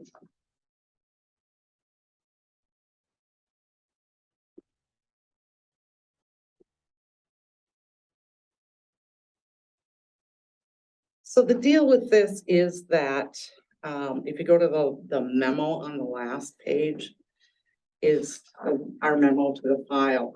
There's a property that is operating a business that was granted a special exemption permit in 2004.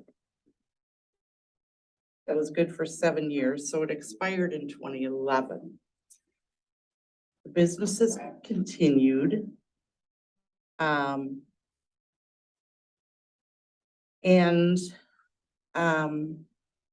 we no longer grant special exemption permits.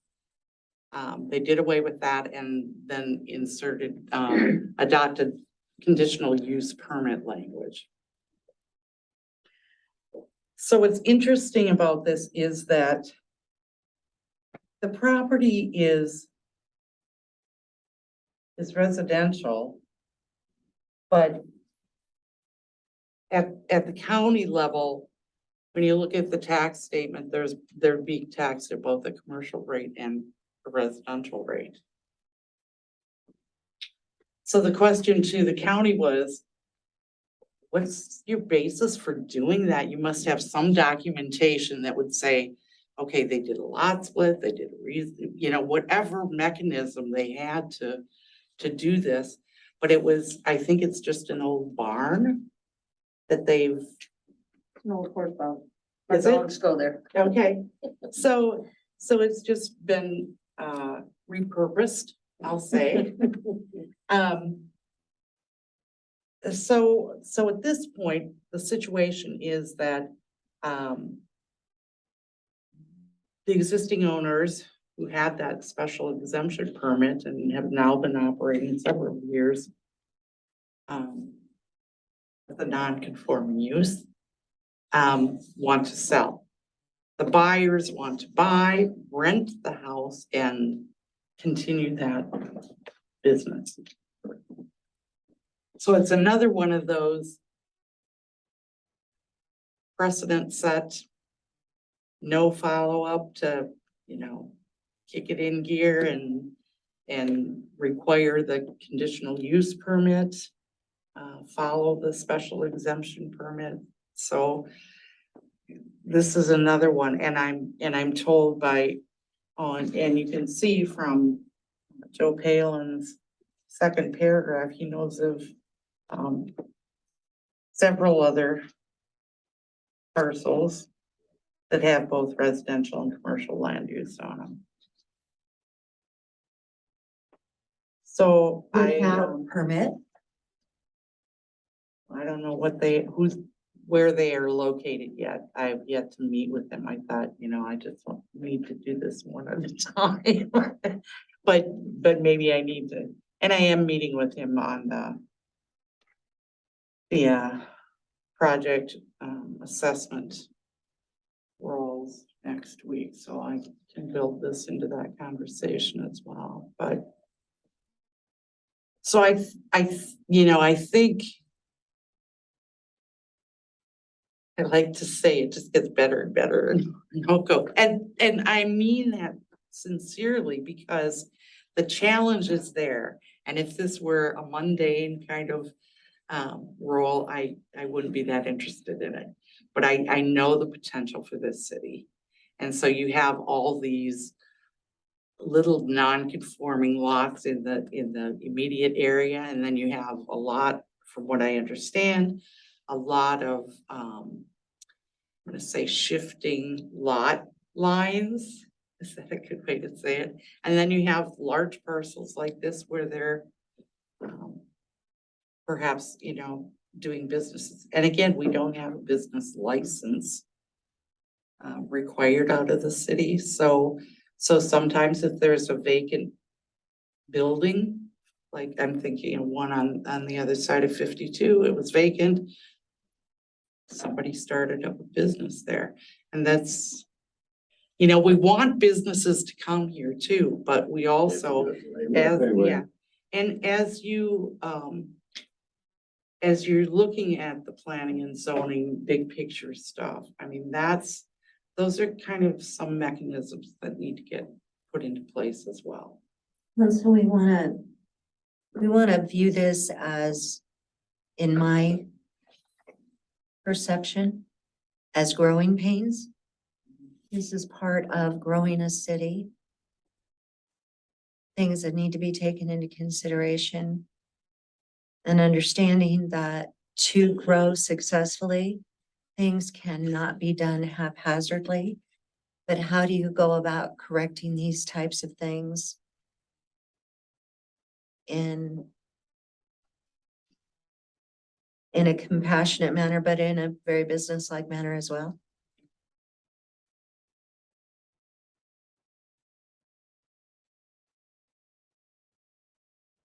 So typically, I have a question, if something was grandfathered in because it, was historic, does that grandfathering end when the property is transferred?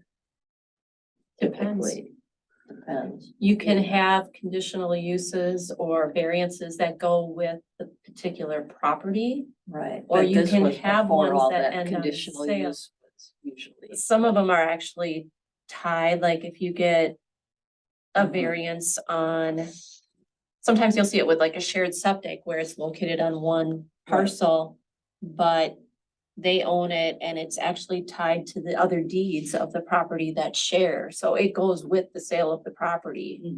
And I understand that, but Right. I'm talking about if something was established before there was a zoning code relating to that thing, and so it's grandfathered in. Does that typically stay with that property, or does it change as soon as you sell it? Depends. It depends. Depends what your code says. Yes, and absolutely, it comes back to what does the deed of sale state that is on file right now with the assessor's office regarding that property? That is absolutely going to have an effect on which way it goes, whether it's grandfathered or not. So, and when this special exemption permit was issued with conditions, was that it had the 7-year duration and it did not transfer. So as it's currently sitting today, It's just an it would outbuilding. be a outbuilding. And if the new owner wanted to come through, or the existing owner wanted to come through and reapply for that particular Conditional use. condition, then we'd have a public hearing and that would be the process. And all of the current laws would apply to What's that going on now? As application. it currently exists. Yeah. So it would be the notification to neighbors within 350 feet of the edges of that parcel. Well, as I understand it, the business is still operating. It's still operating. And it wasn't allowed under the original zoning and it's not. Yeah. Well, Was they're it- we're operating talking without about a business recently. license right now. Which gets us eventually to our future discussion, which will be the follow-up process. Exactly. So we've got, so maybe to take that piece of our discussion out of this particular one, knowing that we've got some work to do down there, knowing that because we've got follow-up Yeah. on existing things that are on the books and follow-up as far as when things don't get followed. What are the repercussions? Oops. Well, and at this point, it's, I hate to hold up Sale or, a sale of a property between a seller who wants to sell and a buyer that wants to buy and, and you kind of have set a precedent and allowed that precedent to continue unchecked. The precedent So- being no, he no expired. permit from 2011 until the present and no repercussion for that. No complaints received in that time. Not in my 90 days, 89 days. For our 45. And I think some of that is, as there's changing of the guard, people aren't going to know. So I guess that situation I wouldn't even look at as a setting of precedence. That's something that is That's literally something falling through the that cracks. It fell through the cracks. It must not have been properly registered. Based on what we're seeing tax. Yeah. From the tax assessment as well. So it wasn't really registered as a business, right? No, she said it was being taxed as both residential and commercial. Oh, it And was Is being it split taxed as into both? 2 parcels right now, and one is being taxed as residential and one Oh. parcel is commercial? they're doing a the property is one parcel, Right. but the taxes have a commercial component and a residential. And that And was they've just done since- percentages of each. So they've taxed it as a mixed use property. Well, probably, and our assessor, But they didn't Doesn't even tax it know as why. mixed use because Yeah. it's not designated as mixed use, because then that designation would apply to the entire property, but they've actually got a residential and a commercial tax assessed on that property, so it's not a mixed use.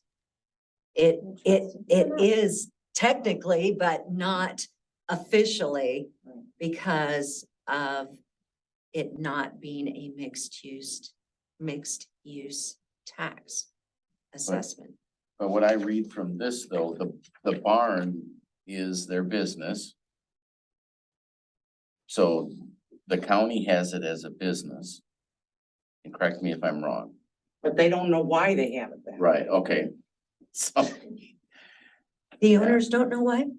no, the County. county, The county doesn't know. doesn't understand why it's a business, why they have it down as a business, but for our purposes, for the city has that as just an outbuilding, not a business. Is that what I'm reading? So we haven't had a business license for it, even though. For the Right. last 11 years. Yeah, Right, so I don't get it.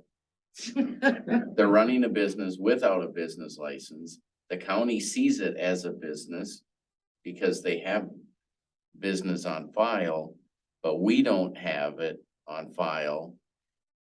The building on file as a business. We have it on file as an outbuilding, And the property is not zoned for and it's business. not zoned for business. Right, never was. Still isn't. Which is why they got that special. But who knows how far back this went though? You know, that's Didn't you say it the went back to problem here. 2004?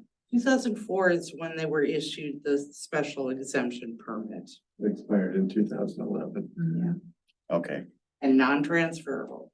Okay. so I then, don't know how much this is, but I think my father sat on zoning and planning. I think his this- father signed the letter. I think my father signed the letter. Okay, he might have. Because we were talking about this and that property did come up and it was Pat Hall that objected to it. Because he didn't want dogs barking behind his service station, basically. But, you know, they went back and forth and trying to find a equitable thing. And that's Resolution. how they came up with the, really, Temporary. so that's how it happened. that's how it happened is my guess, but he wouldn't have been on it much after that, I don't think, my dad. Charles Bride, yeah, that's his signature. I can see it from So here. you're twitching over there. And then in, I can see it. on March 28th, 2011, the letter was sent from Charlie Tree to the chair of the Planning and Zoning Commission, so he might have been off there, but he's enclosing a copy of the minutes from 2004, noting that the committee granted a special exemption allowing the operation of a kennel. There were a number of stipulations attached to the exemption, including a 7-year expiration date. The stipulations were made to allow the city to make changes if needs or opinions were different at some future time. So it's kind of, So that letter was sent to the city council? Reminded To- probably from when my to dad the was chair on of the planning and zoning. To the Commission. chair of planning and zoning. reminding him of what a decision was from 2004 and why. And then nothing came of that afterwards? Yeah, the reason for this letter at this time is the exemption is scheduled to expire later this year. Did that go through council? We don't know if it went through council then either. So we've got a little bit more research to do on this one to help you out. Yeah, Well, and it's another grandfathering situation and Is it a grandfathering situation if there was a set expiration date?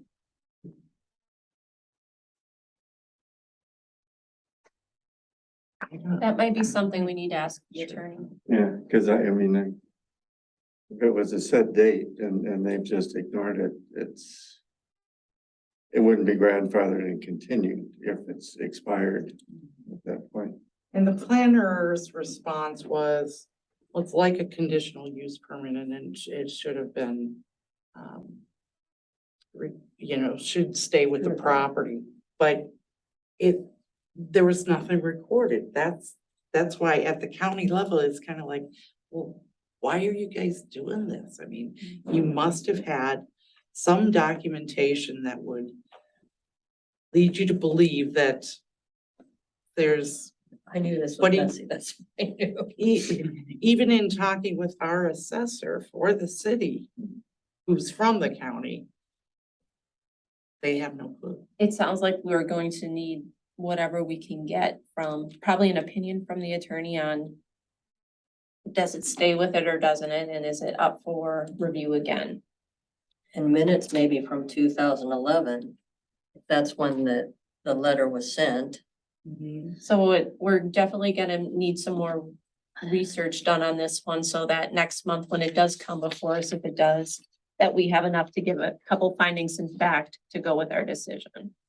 Yeah, did Yeah, it? because if it was overlooked for the last 11 years, the attorney would be able to tell us if that in fact Does it constitute some type of grandfathered it in because nobody ever did anything or about it? objected? Yeah. Yes. Or if that expiration date in fact sticks. And I think that's what we'll need to know from the attorney is, do we go off the expiration date or does that 11 years of operating without And anybody? nobody's saying anything, allow for it. Yeah, I don't know, because the zoning hasn't changed, right? no, and that's why we'll have to, That's an that's issue. why I think we need to check with the attorney. And hopefully we can get that attorney opinion and you can figure out if with the applications or whatever conversations you're receiving, if the application needs to be made or not made to come before us next month. Application or 3. So, Okay, But this is not our decision. I'm just reading this. The memo about assessing them. Forget it. I'm not gonna talk about it right now. no. Any more discussion on, is it 8:20 or 8:30 actually? 20, I think.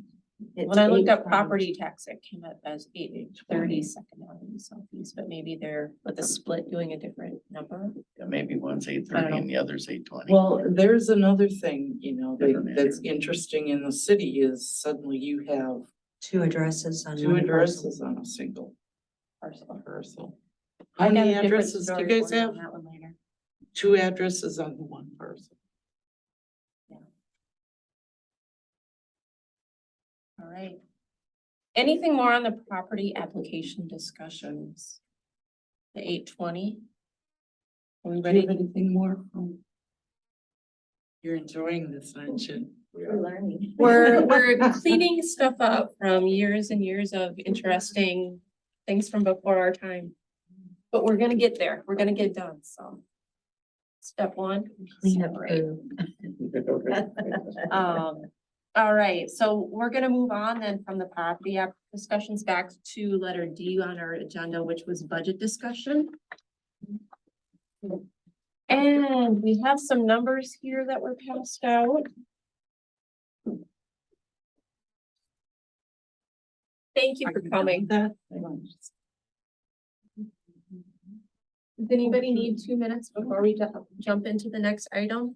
It shouldn't be too bad. I don't. Okay, This I mean, we've already been through this. We were just off on a number. one's an FYI. Yeah, this is. oh, I love that. Yeah, what we originally did is we had put down 40,000.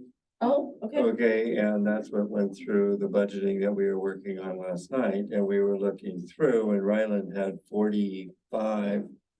And I thought it was 48, and so I just didn't have my notes with me when we were doing the budget part of it, so we want to turn around and go back to what we had agreed on here. Okay, last month, which was 48,000. Yeah. Okay, and so that's all this is just to bring that, so at least we know where we were at.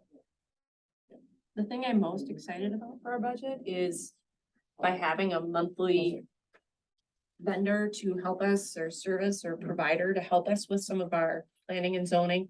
One of the things we can task them on is all the conditional use permits, all the variances, anything that comes up that would have an expiration date, that could be something that's tracked on a monthly basis. And it may not always be put on our agenda, but it's something that they behind the scenes should be tracking. But it's for. gonna be on the radar, right? Yeah, it would Yeah. be, to me, it would be on their radar. Yes. And that's the thing that's been Because this is missing gonna on be something everything. that is gonna be constantly turning over, especially now with the expiration dates of commissioners' tenures.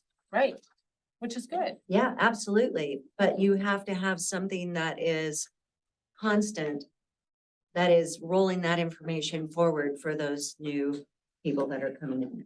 Most Right. definitely. I know I'm having a vendor or provider to help us with that on a monthly basis. Having them as we go forward and issue out different variants, whatever we're issuing, conditional use permits that would have an expiration. To me, that is definitely one thing that we would want to make sure they're taking care of, that tracking for us or assisting our city administrator. So that was, we already went through this, I just said we had the wrong number. That there was last night, it should have been 48. And it's 48 now. 48 now, so so everything else is good, and we didn't get any other. Major discussions on the 48, I think they just kind of went No along. with it. pushback? No, so No, far, no, So, actually, the discussion was, I thought it was higher than 40.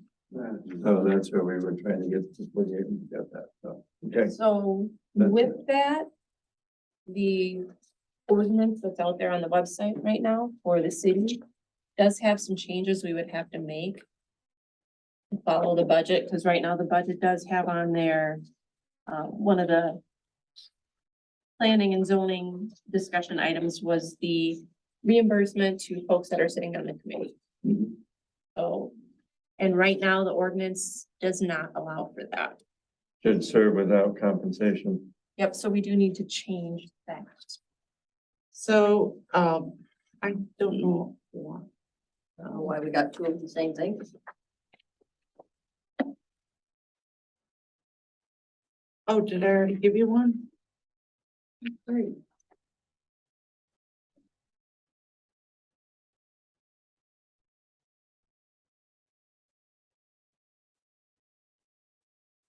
I don't know why it did the color part on the back side, but on the front side, 31.01 D, or I'm sorry, E, Compensation. yeah.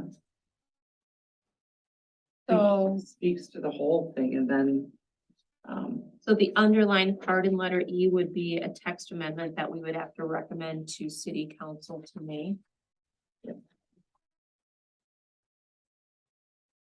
And then on the back half, letter F, under compensation, and then the relettering of G and H. Or F to G and G to H. And is the highlighted on the second half just for our own information? Well, because this sounds like the council has the prerogative. They don't have to. Yeah. When you say may, that's optional. You didn't say that again? It's either may or must. Yeah, So, Well, a shall, shall works also. yeah, but if it may, then, the council may select Yeah, I would, 2 representatives, and that's been the practice. yeah, I'd make it, because the practice isn't may, the practice Is shall. is, or shall. Or Oh. must. I would change that. Because that leaves it open to, well, we can, or we don't have to if we don't want to. You know, This is the Yeah. second time Right. in a totally different arena that I've had this conversation. Really? Oh, yeah. yeah, I Oh, remember yeah. the other one today you had, yes. Mhm. It wasn't must. me. You It wasn't me. So It Sunny, this this is the is other provided conversation had for nothing to do had with nothing you. to do with me. We need somebody here to make a We didn't motion do if we did want to send through a recommendation for a text amendment to the code. Okay, so guys. Well, and the other thing is, with regard to the highlighted piece, as a commission, do you want definitely 2 people? So that the word may gets changed to Shall. any recommendation? Or I've been talking with council about, every committee that you have, and you have in this city ranges from 9 to 11 different committees. Council need not attend, 2 people to every group. You can, so I've kind of been advising them toward thinking about, because you guys want a life too, right? So it's kind of, and what's so it's that? kind of like, okay, when we make our committee assignments, let's have 1 designated person. And you can do an alternate Mhm. if that designee doesn't have the availability to attend. I mean, that's, Well, no, you're Hiram giving had a- one. Well, One I mean, this councilman. is a big discussion that there is with Ryland on what he wants to do off of it too. And that the thing that I'm looking at is that this committee with planning and zoning is one of the most dynamic committees that this city needs. And to turn around and maybe have the support of 2 people in council might help get things easily, more at ease getting through the council because of what we're dealing with here, that we know what's going on. That just helps us to be able to push it through the council. Mhm. And you have 2 voices as opposed to One, one. and I'm just saying, this For this one. committee only, Maybe the okay? exception.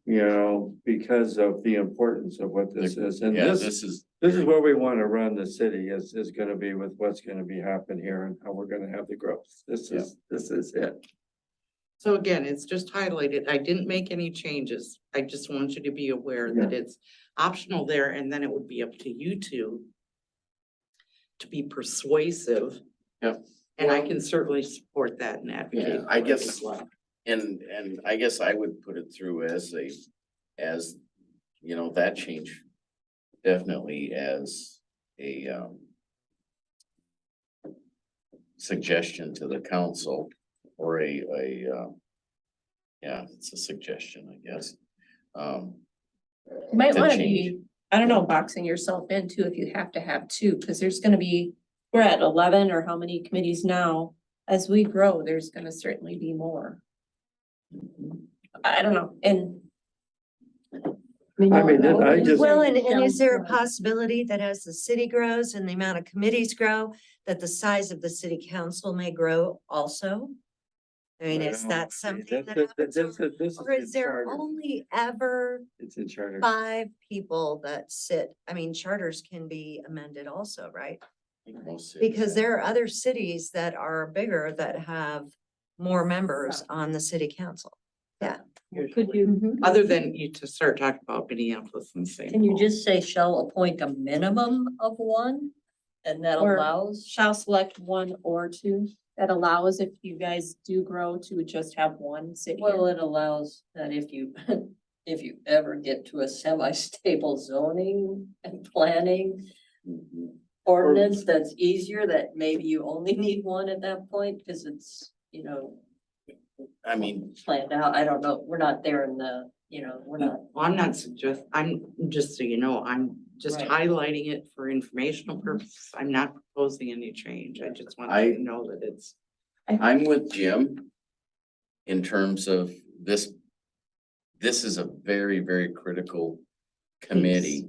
Uh-huh. I mean, I don't even look at it as a committee. This is a board.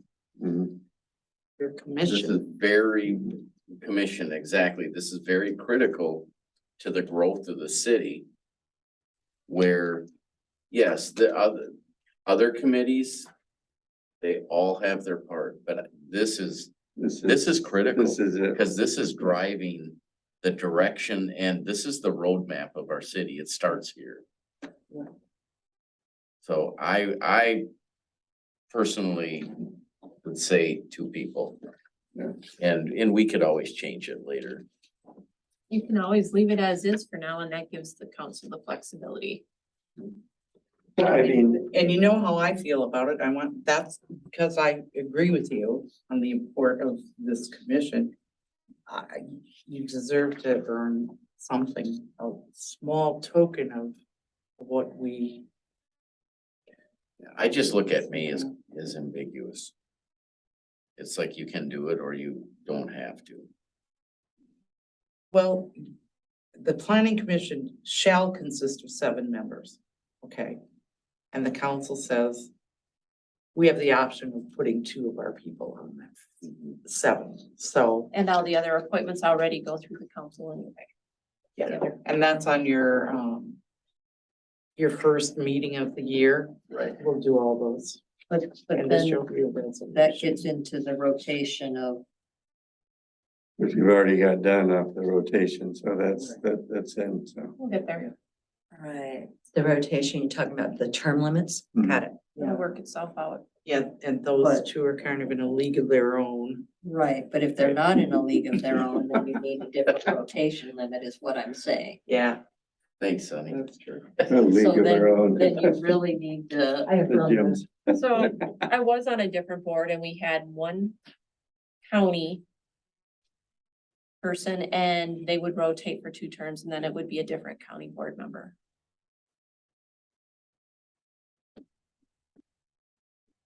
So, I mean, but that's something that Yeah, it's up to. city council, and probably a whole city council wants to weigh in on that one. Yeah. The other I 2, think we I know give we them need that to. option. Yeah, No, I mean, if they read it, that's, so the other 2 we do Yes. need to put through for sure. Does anybody feel strongly? So the 2 that are underlined. We would probably need a motion for those, but do we also include a change in the highlighted one or leave it as is for now? I'd leave the highlighted one as is for now. Hey, do we have a motion to, add Speak. F and frost and, Have we got everything through on our budget that this is confirmed? Will we make that change right now, or do we wait for the final stuff to come through at the end of our budgeting process, Sunny? this is one I'm gonna advocate hard and fast Oh, for. then I'm with you. I'm with you. I'm just asking the procedure that they're in. Yeah, so we're advocating, you're advocating, we've put it in, right? The compensation, Right. but we're not saying that we're gonna put the compensation in here. We're going to say that they're all compensated, right? Because if you put the value in here, That then could we have to change. change it every year, Yeah. right? Or do we need to put the dollar amount for each position? I followed, what the council had. Okay. In terms of how they are spelling it out. Okay, And largely because that affects you too, right? yeah, Cause you're getting paid now they're gonna get paid the same thing as you are for the same meeting. $1,000 a time is not bad, is it? Is it, I have a question. Does that become retroactive? Well, it's the amount of work that's. I know Paul would involved vote with yes for it. that. So that was the purpose of spelling it out. Yeah. And it's, I mean, think about it. This is brand new to them, right? So the likelihood that they're gonna change it a year from now, I mean, they'll Right. keep it this So- for 5 years. But that brings up a good point. Do you put the dollar amount in there, or do you just I say they say get paid? yeah, And then get Yes, every compensated. January, So, every January, when you're approving all of your other yearly things, Budget. you just, at the same time, here's your schedule of different groups, different committees, and here's what they get paid for the yeah, upcoming. yeah, because, and that's where I'm Otherwise, you're going. having to keep changing codes. Yeah, And we don't because want to do maybe you refer to it as the feast, as the compensation schedule. Or just shall be Defined. paid for attendance at each regularly that. Yeah, and scheduled. do it that way, then it's open, you don't have to worry about And anything. it's up to you guys at the council to set the pay scale. Mhm. To me, that makes a lot more sense. And it's open, I it's kinda easy. like having. And then no when first we're step. doing the, Yeah, per schedule, because then, when we're You can look at the separating out the schedule. ordinance and Right. this, that's the other time that And we're then the saying that community knows there what might it be is, some too. other ones It's as not well. hidden. It's not hidden in the code that once a year it's gonna get in the minutes, here's the upcoming schedule for the year. Yeah. To me, that makes, it's much more open with your government versus buried in code. And transparency is a good thing. That's why I love resolutions. So if we were to rather do, than burying in minutes. yeah, to me, that would make more sense that January of each year or December of each year, you set the upcoming year so that it's in place as of January 1st. And then when we're doing this separation there, that might be the other time to look at all the other ones, so they all get pulled into the same schedule. I agree with that. So Rather than making this one conform to the other, all the others will make the other. It would- Turn in a page. well, and then it's a bigger discussion as far as all the different groups. Someday we might have a pool and you might have lifeguards and pool staff and other folks that end up on the schedule as well. It'd be nice. Or volunteers for, yeah, who knows? Who knows what we're gonna be doing some year? But so we do need a recommendation, a motion to have a recommendation for the text amendment, yes? Is that what we need to do? Do we want it as written, or I had from the discussion crossed off, just shall be paid? do we need to work the verbiage out, or can Sunny, you do the verbiage and You trust me? I trust you? Okay. Because right now it's 9:20. I'm really trusting. Well, I think we're winding down, right? I Okay, think so this was just discussion purposes. I wanted you to know how it was, Mhm. if we did this, how it would look. But the biggest thing was, that I wanted to get to is letting you know that it is in there and how the calculation was made. We'll pay taxes. And then there's a bunch of salaries, that have never been coded to, I won't say never. Historically, like all these salary people or wages, when it's get allocated to, it should get allocated to the department that it serves, right?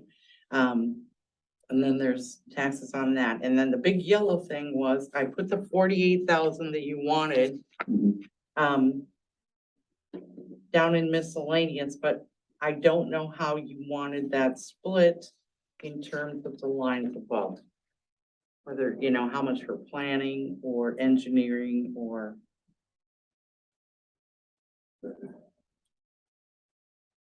And can you think any more tonight or? Cause a lot of this we had talked about is being on the monthly fee basis. Okay, what we were gonna go out for. The planning and And splitting. so, it. yeah, cause I mean, do you wanna look at that as being engineering fees or planning services? It was Every- more planning services, wasn't it? you know, it just depends upon where you wanna put that for the monthly Because I think basis that we I had think- talked about. planning Yeah, I services are think gonna be a there's- more consistent figure, I think, than engineering. Yeah, I think you're gonna have planning services and then we're gonna have our consulting for future growth is really what we're gonna have. And whether that consulting ends up being some other planning folks or some engineering or whatever, I think that's, It could break out at that point. yeah. Mhm. And that would be something that could possibly change from month to month where. That one No. is gonna be all over the place. Oh, no, This no, other that one would be on Exactly, would be fixed. set. cycle, Yes, yeah. no, I agree. And this other one, we know what our funds would be, and when we start getting our requests coming back in to. Cause we'll probably have the one that'll go out saying, what are you gonna charge us to do this monthly consulting thing? Mhm. And the other ones, as we find the needs to do other consultants coming in. To me, So- it's. Yeah, apples and oranges there, one's Yeah, one's gonna be pretty much set and the other one's gonna be varying month to month, Yep, depending on where we're at in the process. yeah, Mhm. One Let me thing ask I, you, I'm so sorry. do we need to budget something else that there is for some of these special engineering costs that might be coming in for next year? Cause that's one thing we didn't talk about in council. The special engineering. Well, as if we're gonna go ahead and move forward on this book or how we wanna look at it, that we need to have. You know, the RFP that we're gonna be doing. Well, some of us are accustomed to drafting language too. So we could take passes at some of it once we reach consensus on what we want it to say, we can put it in the right verbiage. And then have that go out and then, but we don't have anything in our budget that there is right now for council for that. But I thought that's part of what this 48,000 was No, covered. that's for the monthly that we're looking at. I believe we were looking at for that. Right, for the monthly fee Wouldn't that be I thought it was encompassed in monthly there? and and that, I okay. thought it was okay. both together, but. Well, one thing that I don't see in here is a line item for your legal fees, when you have to have an Have a lawyer. attorney An opinion on provide something. some opinion, yeah. Which we're gonna have a need for that this month.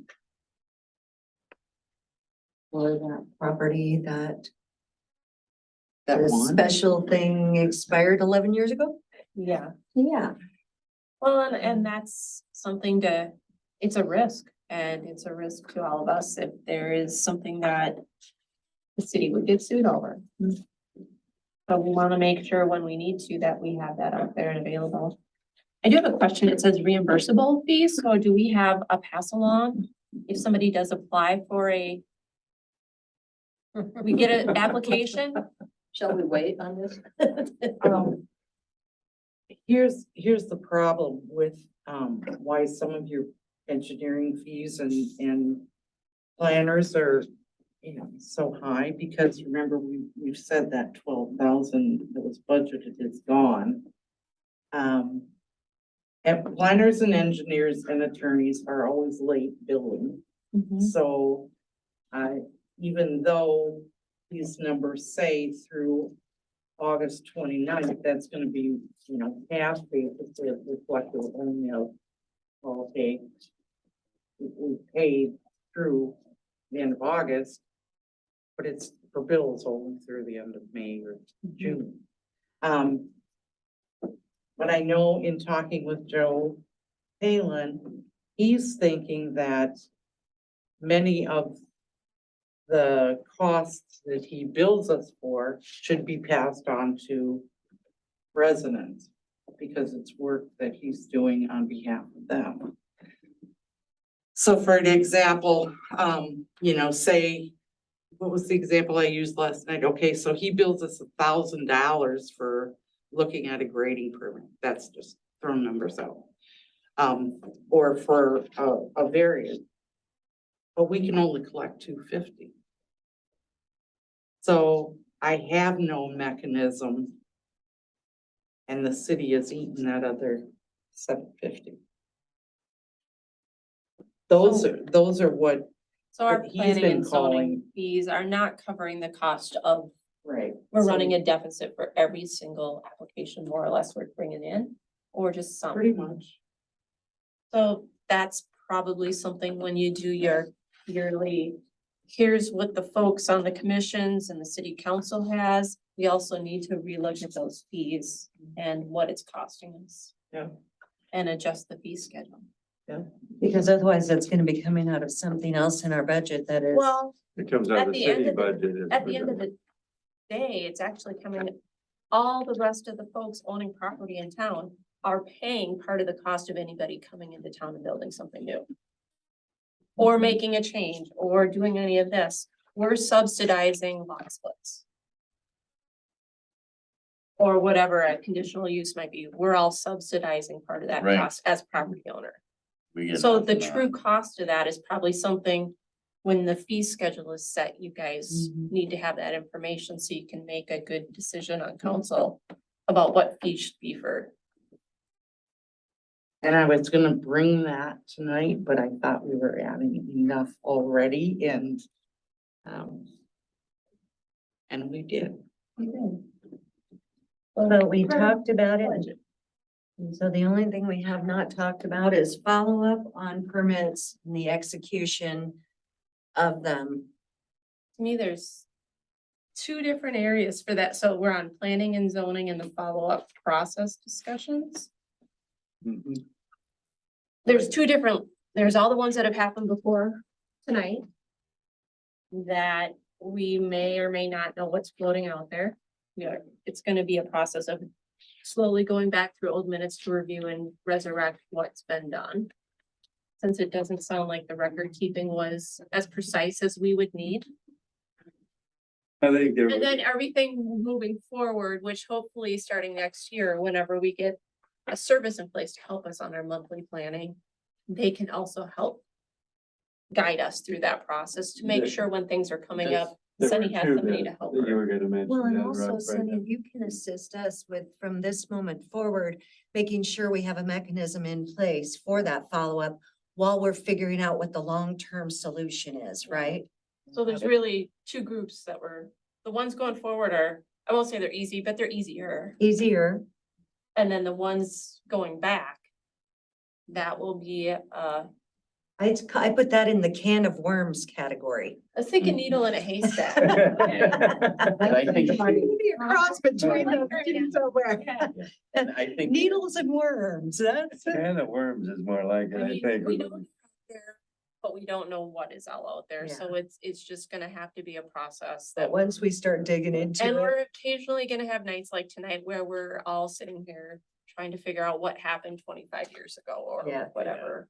And I think too, but we have Colleen to help us figure it out because she's got some She's our history. historian. evidently. Yeah, did some side. I know, how just ask her if this interesting is this that? is something Dad did. Yeah, your second official meeting and it's like, oh yeah, I recognize that signature.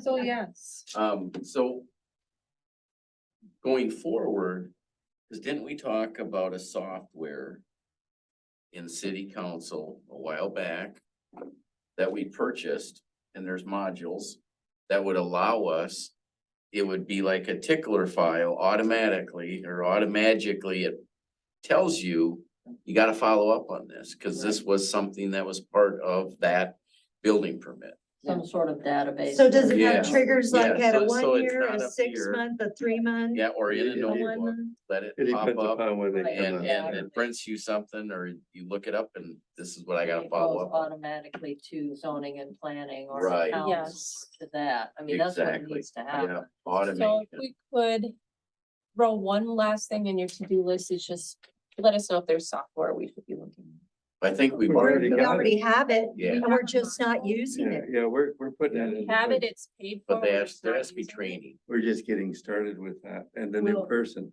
And here's the thing, That is- it just gets better and better. So Renee sent them a whole bunch of information, historical, to load on our behalf, right? But we Send didn't them the have copies. computer software company? Yeah. Okay. But when they entered all the dates, they entered them as text. Oh, You know what, though? rather than a date. You know what, though? That's for them to do over. It is. We need I- to fix that's that, a- huh? That's right. This happens. This happens. I know that from experience. This happens and you're paying them to do it To do it correctly. and to do it Thank correctly. you. Don't accept, The C oh, word. shoot, we did that. No, shoot, you get to do it over. Mhm. That's the way I look at it. We paid them to do something and If that was part of dates. the contract. That's yeah. right. Dates in there as text. It's all useless to us. we'll look at the language later after the meeting. Yeah, yeah. Well, So, because just, you know, I have to do this report for, the state.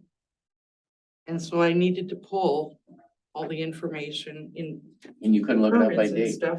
No, No, So I would open a ticket with the software company and ask them if they can do something, because they might be able to write a line of code that would actually fix those and read it as this and convert it. So I would just open a help ticket with them to start with. yeah, and I don't know that I'd even open a help ticket because we have to pay for the help tickets. We need to just get with who it was that she was working with, because she was working with somebody, I remember. Yeah.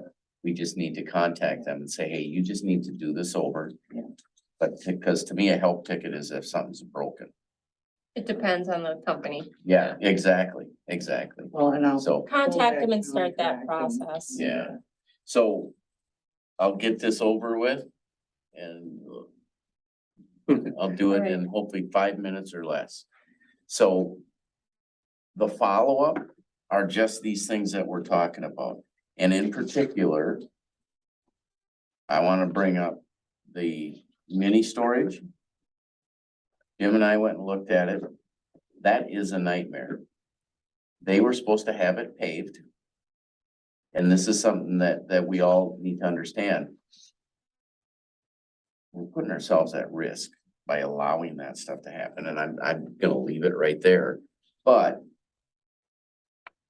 the owner of that business, when another business was going to build, that business wanted to make sure that the business that was coming in for a conditional use permit and in their plan, they wanted to make sure that they had to commit, or that we made them commit to pave their business, to pave their lot, their storage lot.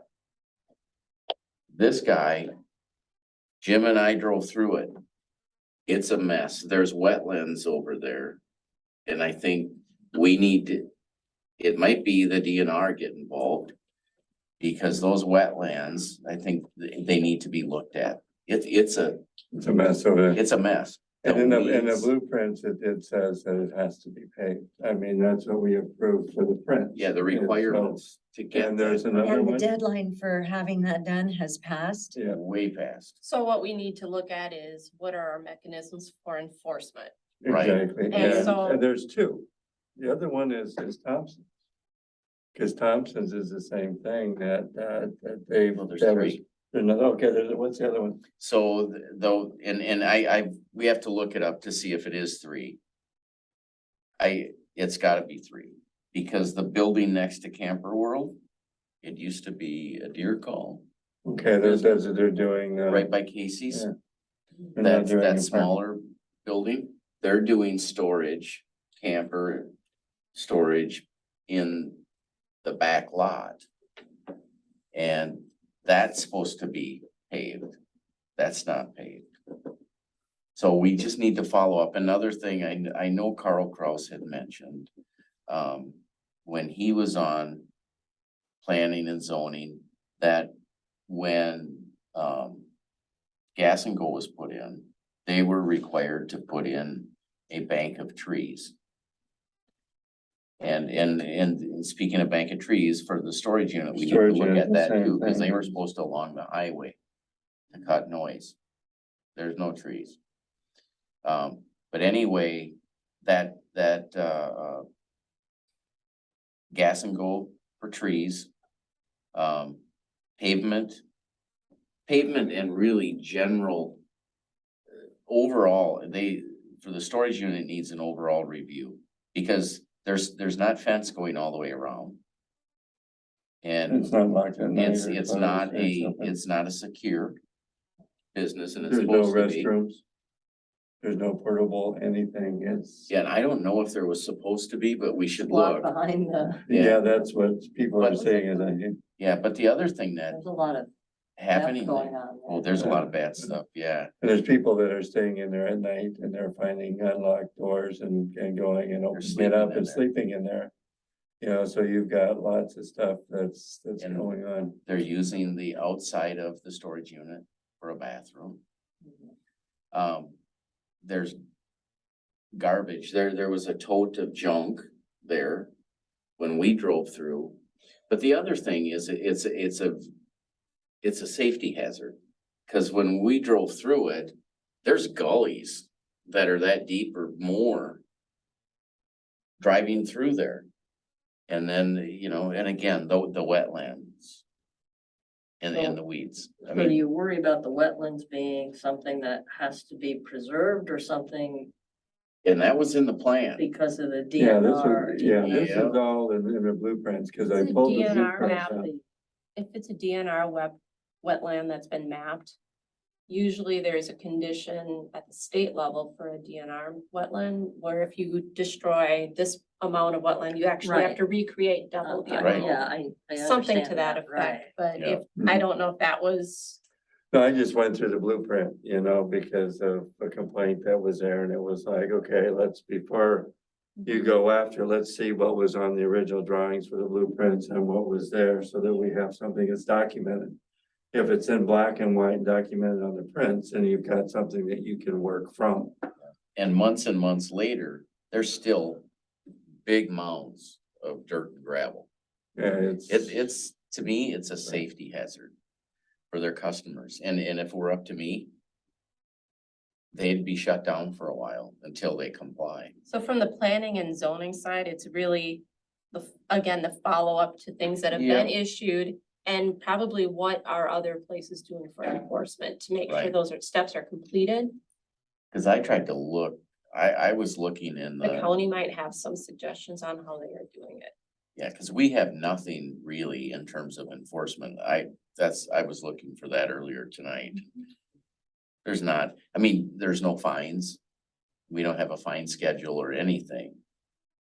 So, Well, and we're not gonna be able to grow an attractive city right, if that is our MO. that's right. Cause I other mean, people will do the same thing as presidents that's in there, and so, you know, so-and-so didn't have to do it, so we're not gonna do it, and we're Right. in Which that is mess. where when we separate all this out, we really need to make sure the zoning stuff is specific, Right. very specific. I So mean, it is enforceable, right? Because then it's consistent and then it's enforceable and then it applies to everybody equally. Exactly. So going forward, we can say, here's where it is. And then the other side is gonna have to happen as well on the ordinances from the city side, that if you receive so many complaints on a property, that there is some type of inspection or fine or other schedule, whatever it is, that would be on the, you know, your nuisance or your whatever. yeah, because really, I mean, and we are putting ourselves at risk in that situation. Because we, the city, didn't follow up on that, the surrounding homeowners could come after us. Because, I mean, it's demoralizing the value So their of property, their property. I mean, the garbage and everything, and there's big pools of water. You got It's people nasty. sleeping there. Yeah, So it but sounds like there's, And the first issue is they're not using following up from their original outdoor property zoning. as a bathroom. Second issue is a security issue that beyond the zoning, even had they finished up paving stuff, there's that other issue going on. So that would be a nuisance law enforcement, some other type of call to get involved. Not necessarily, we can't pave the parking lot and force them to pave it, and now suddenly all these other issues are gonna disappear. Right. That has nothing to do with, No, they're all gonna construction have to zoning. be that has, addressed separately, right? yep, and that is not something that can come out of zoning, but that is something that could come out of the ordinances that the city council would put together on stuff that's already in place. Cause here's the other issue. When we have other potential business owners coming to us and asking for business, conditional use permits and all these other things, asking for the ability permits to build another business. And we tell them, okay, you can do that, but part of this, part of us allowing this is we have stipulations, and one of them is a paved lot. And they say, wow, okay, I can't do it because that's gonna be way too expensive. So they're forced to back out, but then they see that we didn't enforce it. Across the next to street. it. Yeah, so we're Mhm. setting. At ourselves up two for a loss. places, and so that's where that's. So really, it's public safety and zoning. Yeah. Zoning not completing it, but public safety, there has to be a follow-up, but I don't know that we have a public safety commission. We don't have anything like that right now that's established within the city, correct? I just wonder if that's That would- county that that would would- step in. It's not, it's city property, it's city, So, it's within the city limits, so it's still gonna be city public safety issue. and so we're not. So how do you But I think address a that city would be public the safety sheriff. issue when you don't Yeah. have a police department or you don't have? Maybe So you're gonna have We have to a talk with the contract. county. Yeah. Well, but we've only got 20 Mhm. hours of a sheriff allocated to Orinoco per week. I've been to different meetings, listening to Torgerson speak of how the sheriff's department operates in Umstead, yes. And literally Orinoco has 20 hours a week of a sheriff cruising our streets. You do know the last police chief we had rode 3 police cars in a year. That's why they went to the sheriff's department. He had some problems. In the city? Oh, yes, I don't even know. this is, Police cars. this is BW before Wendy. Yeah. The last one, I think the car speeding and it shot a U over a hill. And so the police chief turned his car sideways to stop him. Right, so it's not gonna Well, solve, that's better than the chief being drunk, right? Well, he arrested But I- somebody in the. so right now, Yeah. we can't solve the issue tonight. We know we're gonna be trying to split these. So we know on the ordinance side, that's something that we can start looking at as the enforcement actions or Mhm. whatever can be incorporated there. But that's the other thing we could do when we say, here's our recommendation to split the two apart, is also give the city council, here's a list, and in fact, maybe here's some sample text amendments you guys could do for your ordinance side if we want, but I mean, that piece of it is gonna probably fall on city. The enforcement portion? Well, the enforcement for existing permitting, I think that would fall on us as least, here's the Because it's ongoing. Yes. ongoing until it's completed. But for this part of it, for the public safety piece, that would be something that would be in the ordinance side. But I So, am concerned. I'm gonna make I- a I'm motion cons- to adjourn. Okay. Is there a second? Second. Thank you. Any discussion? All in favor? I, Should have shut the recording off. Yes. I don't know if we've been recording. Now you have another way. It's time. You got all that? No. I think between Sonny and I, between the 3 of us, we might. No, 4:30 comes early. No kidding. Click and down here. There it is. There you go. Yes.